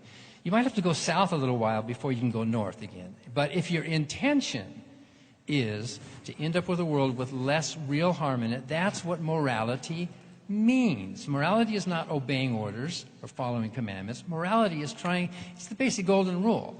It's basically trying to enhance the well-being and the success of any sentient organism on this planet without causing unnecessary harm to that being. Dr. Howe, response? Well, I don't know. Maybe I've said enough about the topic. I just would suggest to the audience to I'm going to share some resources a little bit later, and perhaps Dan has some resources he suggests for further reason. But notice he uses the word intention. I would love to hear what in the world is an intention. Is it just a concept? And if it's a concept, why is it related to what determines whether something is moral or not? Because in the literature, by and large, intentions are non-material. They're not things. They're aspects of immaterial intellects. So it's curious to me that, and I just think this is almost dispositional. It's not intentional. That a lot of these atheists just traffic in all of these categories that they have no access to, because their view of the nature of reality either hasn't even commented on those things, like I wouldn't even know Aristotle's view as opposed to Plato versus Occam, or they just summarily ignore them in some other respect. Okay, next question is for Dr. Howe. If God is like the first gear in your anti-Kalam argument, does God not have to be actively turning and interacting with his creation? And if he does, how can he choose to not interact fully when it comes to stopping evil? Explain God's withholding of his omnipotence to stop evil if he has to constantly interact with his creation like that ever-turning first gear. Yeah, I'm hoping I'm understanding the question. I mean, of course, you realize the gear thing is just an analogy. It's a physical picture of the point I'm making metaphysically, that things that are existing, that are in the process of existing as an act right at this instant, if that doesn't arise out of the fact that they are existence, it must be because something is causing them to exist at every moment, which itself is existing by virtue of its very nature. That's all that illustration of the gear was trying to prove.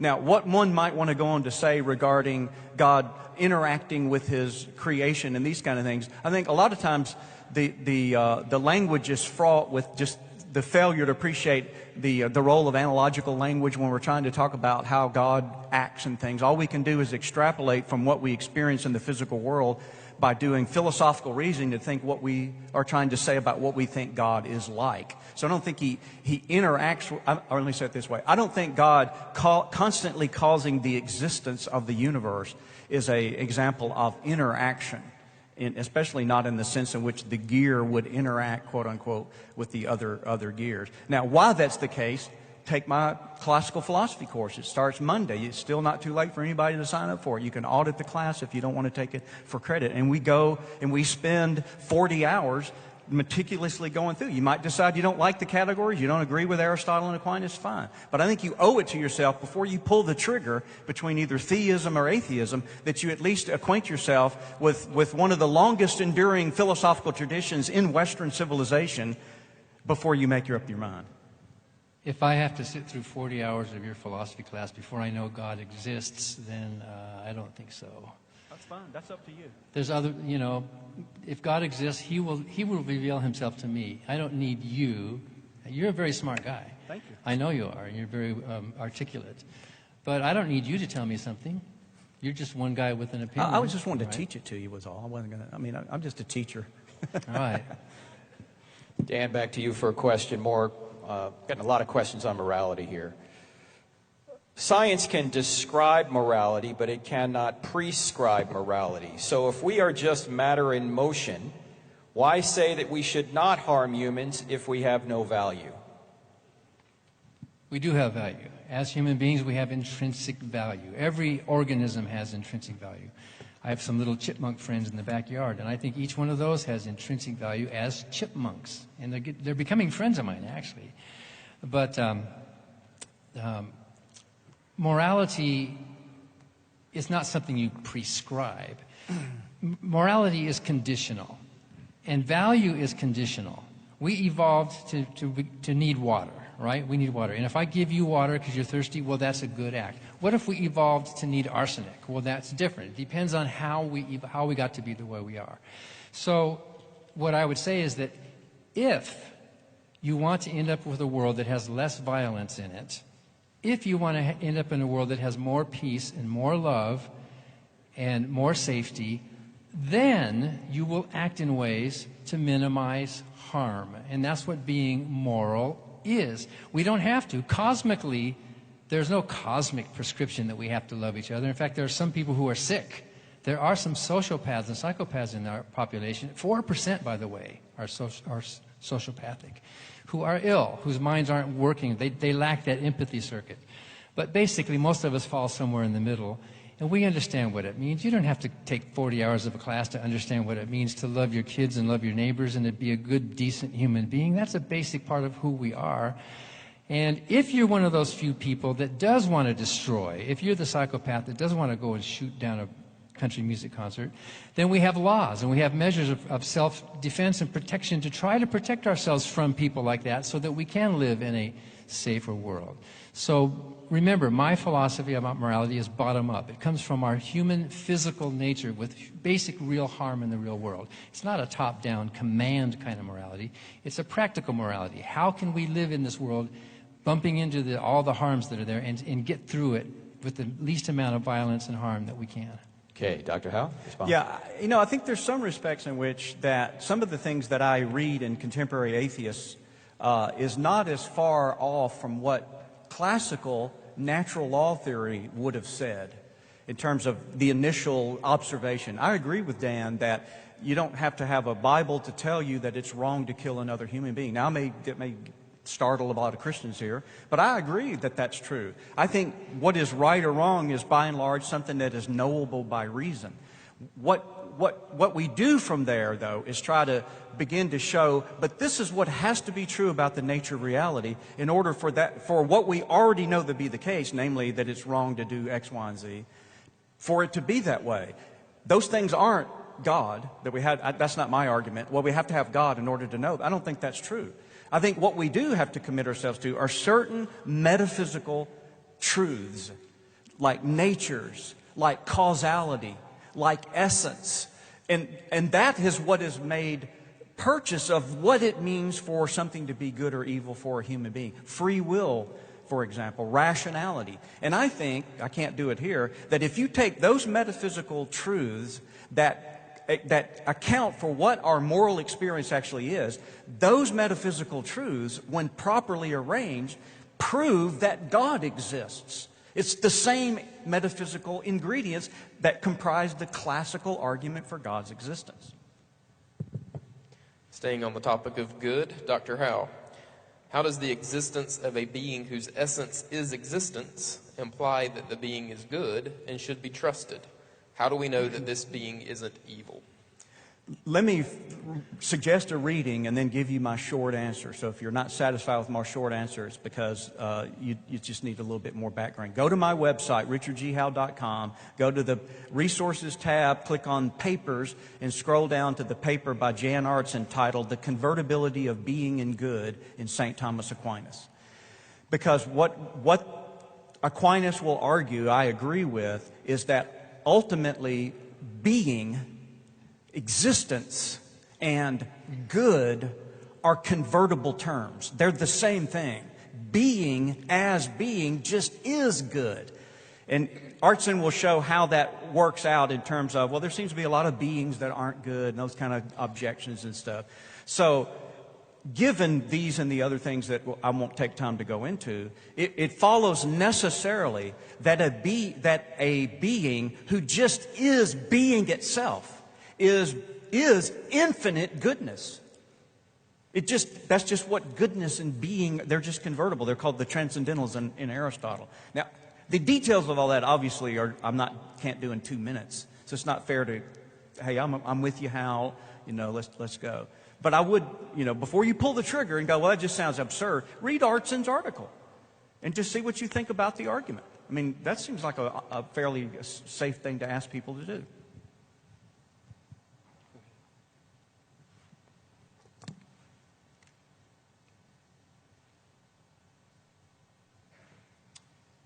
On the other hand, no.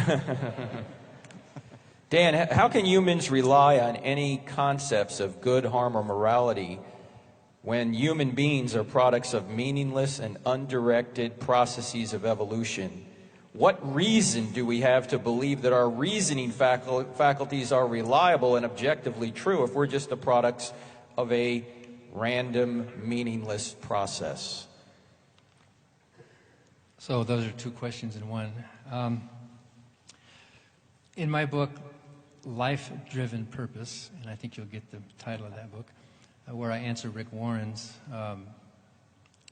Purpose-Driven Life, I point out that just because there's no meaning of life, there's no purpose of life, that's actually a good thing that there's no purpose of life and no meaning of life in the cosmos. The cosmos doesn't care about us. Someday we're all going to be extinct. No one's going to remember us or this building or even this planet someday. The fact that there is no meaning of life or purpose of life does not mean there's no meaning in life. Instead of top-down like purpose-driven life, really meaning is bottom-up, life-driven purpose. And meaning and purpose come in our lives from solving problems. When you have a problem in life that you're trying to solve, that gives you meaning. It could be avoiding harm, or it could be creating beauty, or it could be doing science, or it could be whatever it is. When you have a task and a problem that you're solving, you have bottom-up meaning in your life, which is much more important and much more precious than any meaning of life. So it doesn't come from the cosmos. It comes from the fact that we are struggling, surviving biological organisms that are trying to make a living and get by and reproduce with the least amount of harm and the most amount of success as possible. And there is immense meaning in our life. Reason is just a label for the functioning of one of the tools of the brain. It's just a word that we made up. Reason is not a thing in the cosmos. It's just a way our brain is working, and it doesn't even have to, it's not some transcendent logic of some big capital L thing out there. It's a word that we have made up as human beings to describe the successful ways that our brains are actually functioning, to compare alternatives and to look at concepts. So you don't need some external transcendent explanation for reason and logic. What you need is a bottom-up functioning explanation of how our brains are actually working. Dr. Howe. Well, there's that false dilemma again. See, we don't need a transcendent explanation. We need a bottom-up. I go, that's because you're either thinking that it either is Plato or Occam. That's the problem. I'm curious as to how an atheist would even understand the word meaning. What is meaning? Is that just what is meaning? Second, it seems to me that he more or less just admitted that he didn't have reason. If reason is just the function of the brain, then that's like saying, well, then, freezing is just the function of water when it reaches a certain temperature, or rolling is the function of this. There's different functions. So why all of a sudden is the function of a brain? Why should that have anything to do with anything else that's real? That'd be like saying, if we just gave the word reason to what happens when this pen rolls down a hill, but instead of call it rolling, we call it reason, then somebody go, well, I don't think believing in God is reasonable. Well, what does that even mean? What do you mean? They're believing in the existence of God is rolling down the hill of this pen. Oh, no. What I mean is, it's not reasonable in your brain. But all you're saying there is, it's just a function of these chemicals in your brain. Well, what's the difference between that as just a physical function and this pen rolling? It's no more meaningful cognitively to say that I have good reasons for being an atheist or lacking a belief in God than I have good pins rolling down the hill for being an atheist or lacking the belief of God. Because they're just different kinds of physical functions. Dr. Howe, to follow up on the last question, what attributes would the necessarily existing essence you argued for have, given your argument? Anything other than it exists and causes everything else to exist? Well, the short answer to that is it will have all of the superlative classical attributes that have been the dominant view of the nature of God throughout the history of the church. Now, I'm not suggesting because that's been the dominant view that that's why they're true. But there is a reason why theologians and philosophers have ascribed to God things like omnipotence, omniscience, omnipresence, personal, good. There's a reason why all those things, even if they're wrong in doing it, the reasons have to do, by and large, with the metaphysics that lie behind it. Now, I would just say if a person's going to challenge those as being true or as even being coherent, first of all, it's just absurd to say on the face of it that an omniscient being can't be free or an omnipotent being can't be free. And when I read Michael Martin and these academic atheists, they have an abject ignorance about what omnipotence and omniscience even means in the classical tradition. That's not even what those words mean. They have, as far as I can tell from what I read, they have no clue what we're even saying when we say these things about God. Now, maybe we're still wrong. That's fine. You can say that, but not for the reasons you got. It isn't because of these facile kinds of things. Well, if you're omnipotent, then you would be able to do the opposite of what you're doing. Or if you're omniscient, you couldn't be free because you would know what you would do tomorrow and you wouldn't have the power to. Those things, all of those things, all arise out of this abject ignorance about the metaphysics of what we're saying about God. That if there's a being whose essence is existence itself, once we understand what existence is, we find that that being must have all of these superlative attributes. That's what that is. And I can suggest some readings on that. In fact, I will during my closing. I'll respond briefly. What you're saying basically is by definition. It's not by observation. But my next book that's coming out in February is about free will, and I talk about these concepts. In order to have free will, whether you think we have it or not, that's a big debate in philosophy. And even atheists disagree about that, and even theologians do. Martin Luther disagreed with Calvin, and I think Aquinas too. But in any event, whatever you think about free will, it involves having options. You have to be able to say, oh, I can choose this or that or more than one option.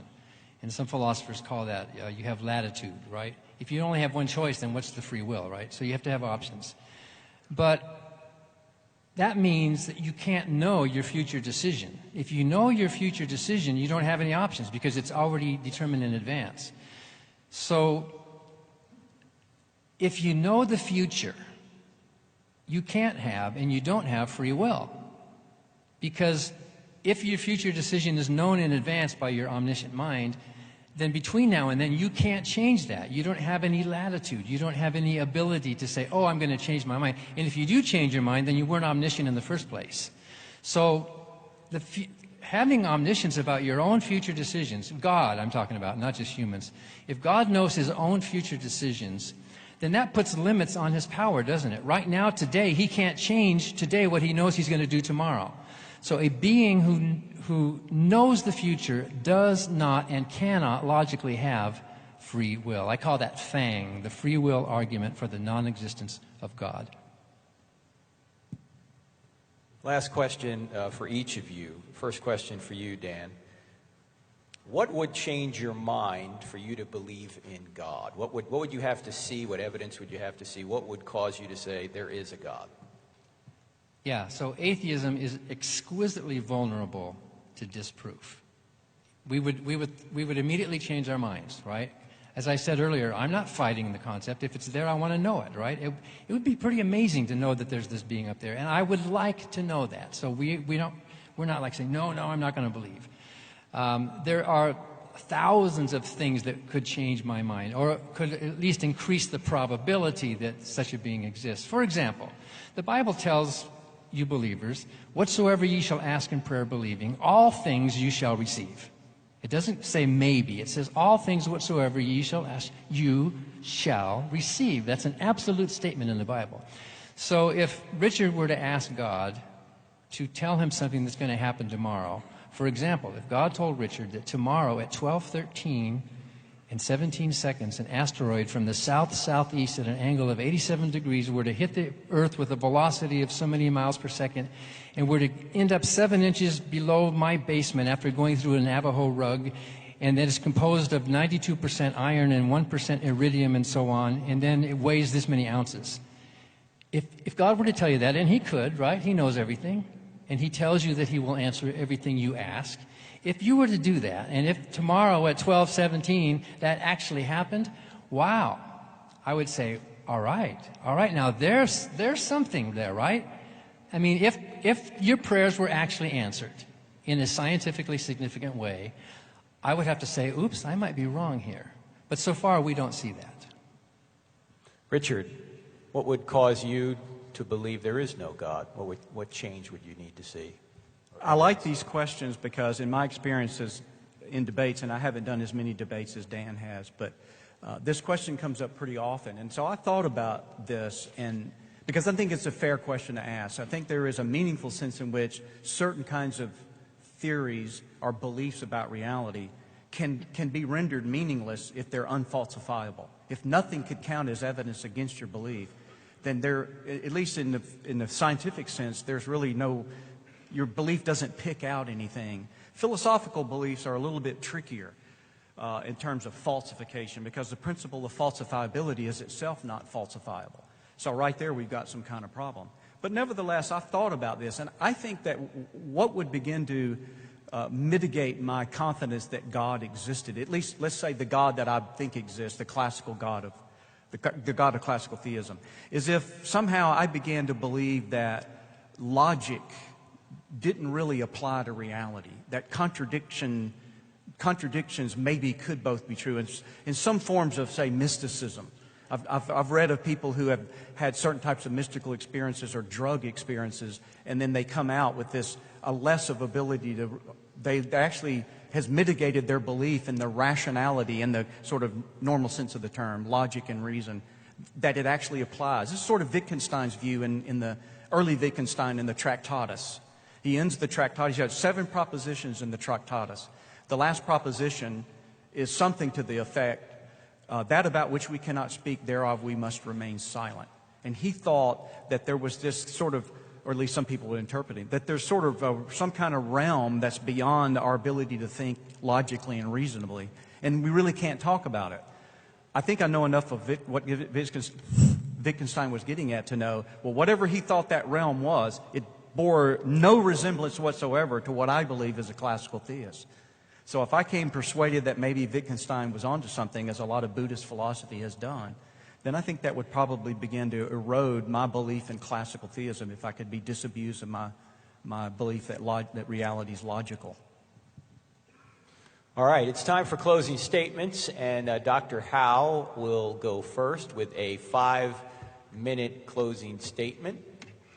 Thank everyone for your questions. Obviously, we couldn't get to all of them, but we tried to ask questions that were based on the topics they had discussed during the debate. Continue to talk awkwardly amongst yourselves, as Dr. Howe says, as he hooks this thing up here. Yes, this is the time to talk awkwardly among ourselves. Here. While we're waiting, I want everyone to realize that this particular debate was sponsored by the American Family Association, AFA.net.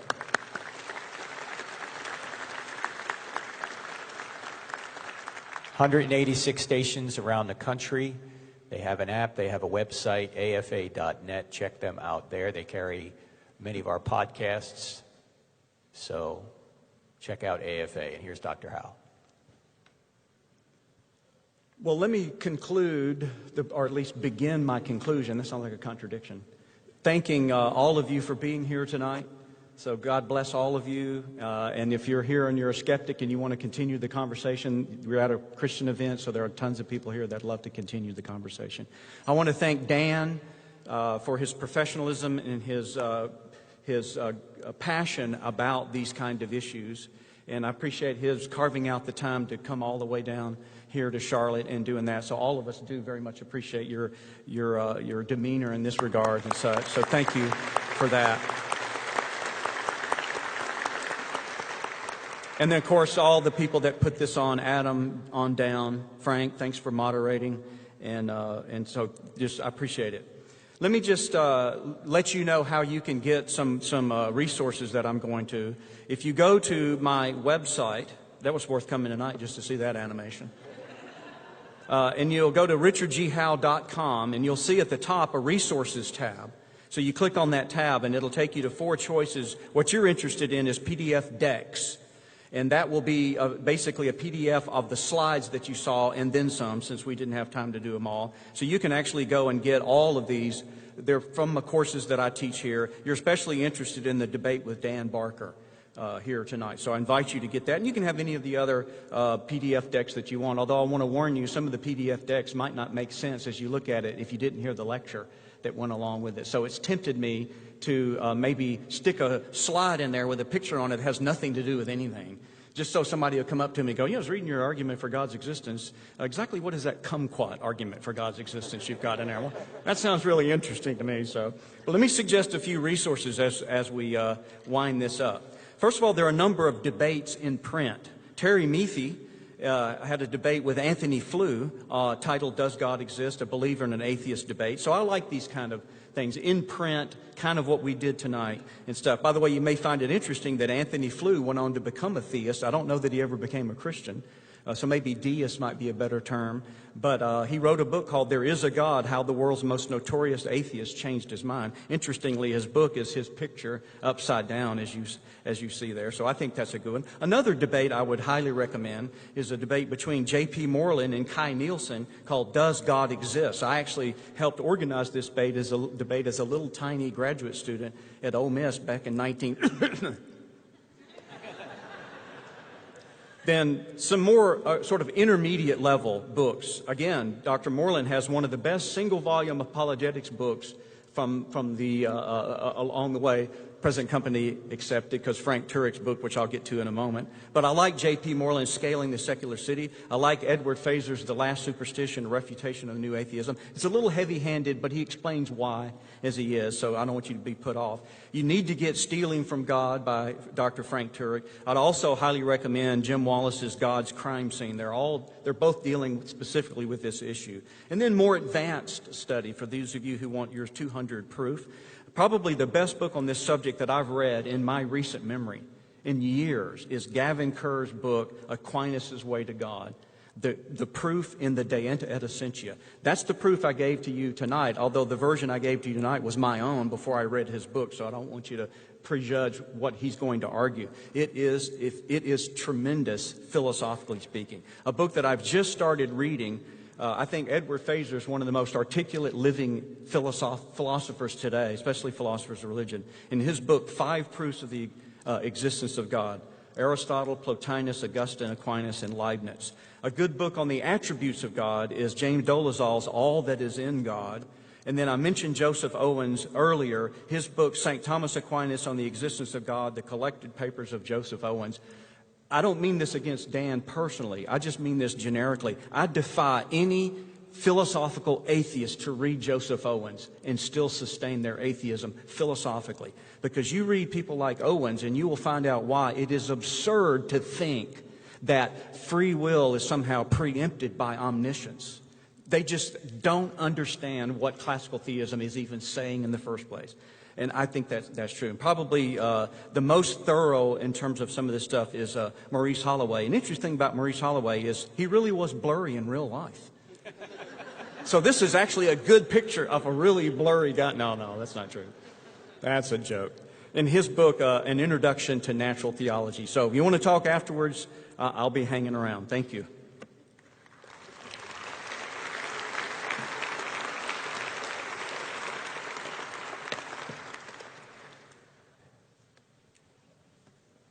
Ladies and gentlemen, Dan Barker.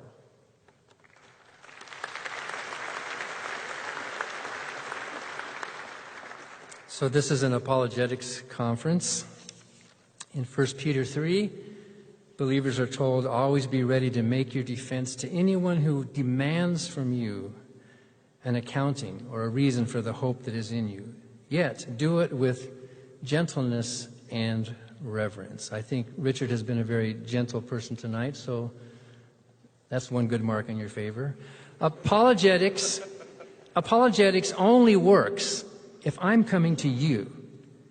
Your need to evangelize does not translate into my need to listen to you. First, I have to respect you. And how can I do that when your book, the Bible, is not reliable? Here's an example. Psalm 14 says, "The fool hath said in his heart, there is no God. They are corrupt. They have done abominable works. There is none that doeth good. They are filthy."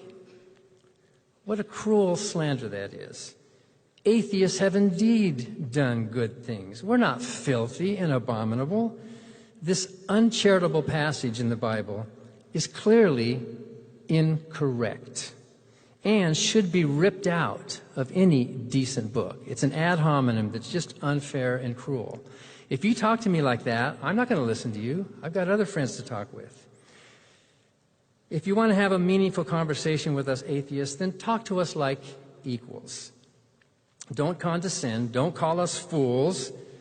Don't assume that we atheists are living lives of despair. You hear that from the pulpits a lot. Nihilism or hopelessness. Don't assume that we lack love and joy in our lives, that we are fearful of death. Just because we don't share your hope doesn't mean our lives lack immense value. Don't assume that we're angry or guilty or that we lack moral guidance in our lives. Don't assume that we don't know how to read the Bible. Mark Twain said, "It ain't those parts of the Bible that I can't understand that bother me. It's the parts that I do understand." Who made you the authority on how to interpret the Bible? If the Bible can only be understood after it's explained by scholars and experts, then God is inept. He failed to speak clearly. And don't threaten us with hell. Come on. Any system of thought that is based on violence, that's what hell is. It's a violent threat. It's a morally bankrupt system. It's the daddy who says, "You're a bad little boy. You do what I say or I will punish you." Christianity is toddler morality. So what's the real problem here? Why do we disagree so radically? Richard and I are both good people. You want truth, I want truth. Why? Is it because I'm blind or something? Is there something wrong with me? Well, if I can be blind, so can you. I think this whole debate comes down to our view of human nature.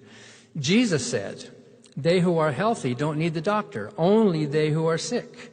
So there you go. You Christians view yourself as sick, depraved sinners who need the doctor. We atheists don't see ourselves that way.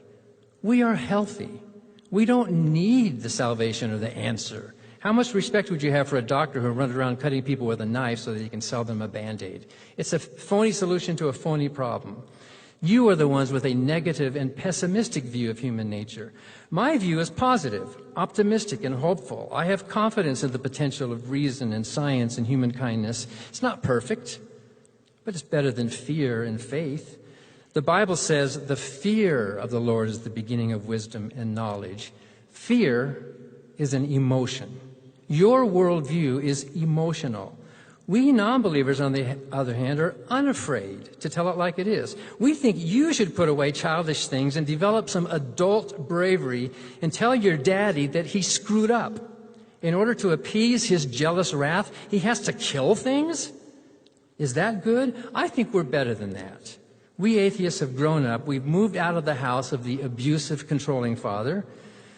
Like the American patriots who fought a revolutionary war, kicking the king, the Lord, the master out of our lives, we are proudly rebellious. When the black cat was walking away from me this morning, I said, "Hey, you're not really real, are you? You exist only in my mind." He turned around and looked at me, and then he disappeared. When I said the same thing to God, he also disappeared. Thank you.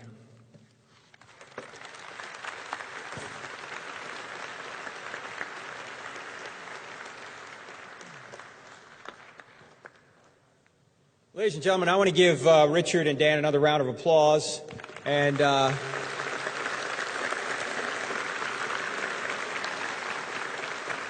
if you gentlemen, would you head out to the lobby right now before they go in case they want to talk to you? Just can we get a photo? A photo. We need a photo.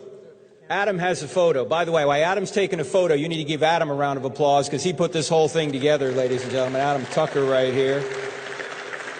We need a photo. Get a photo, Adam.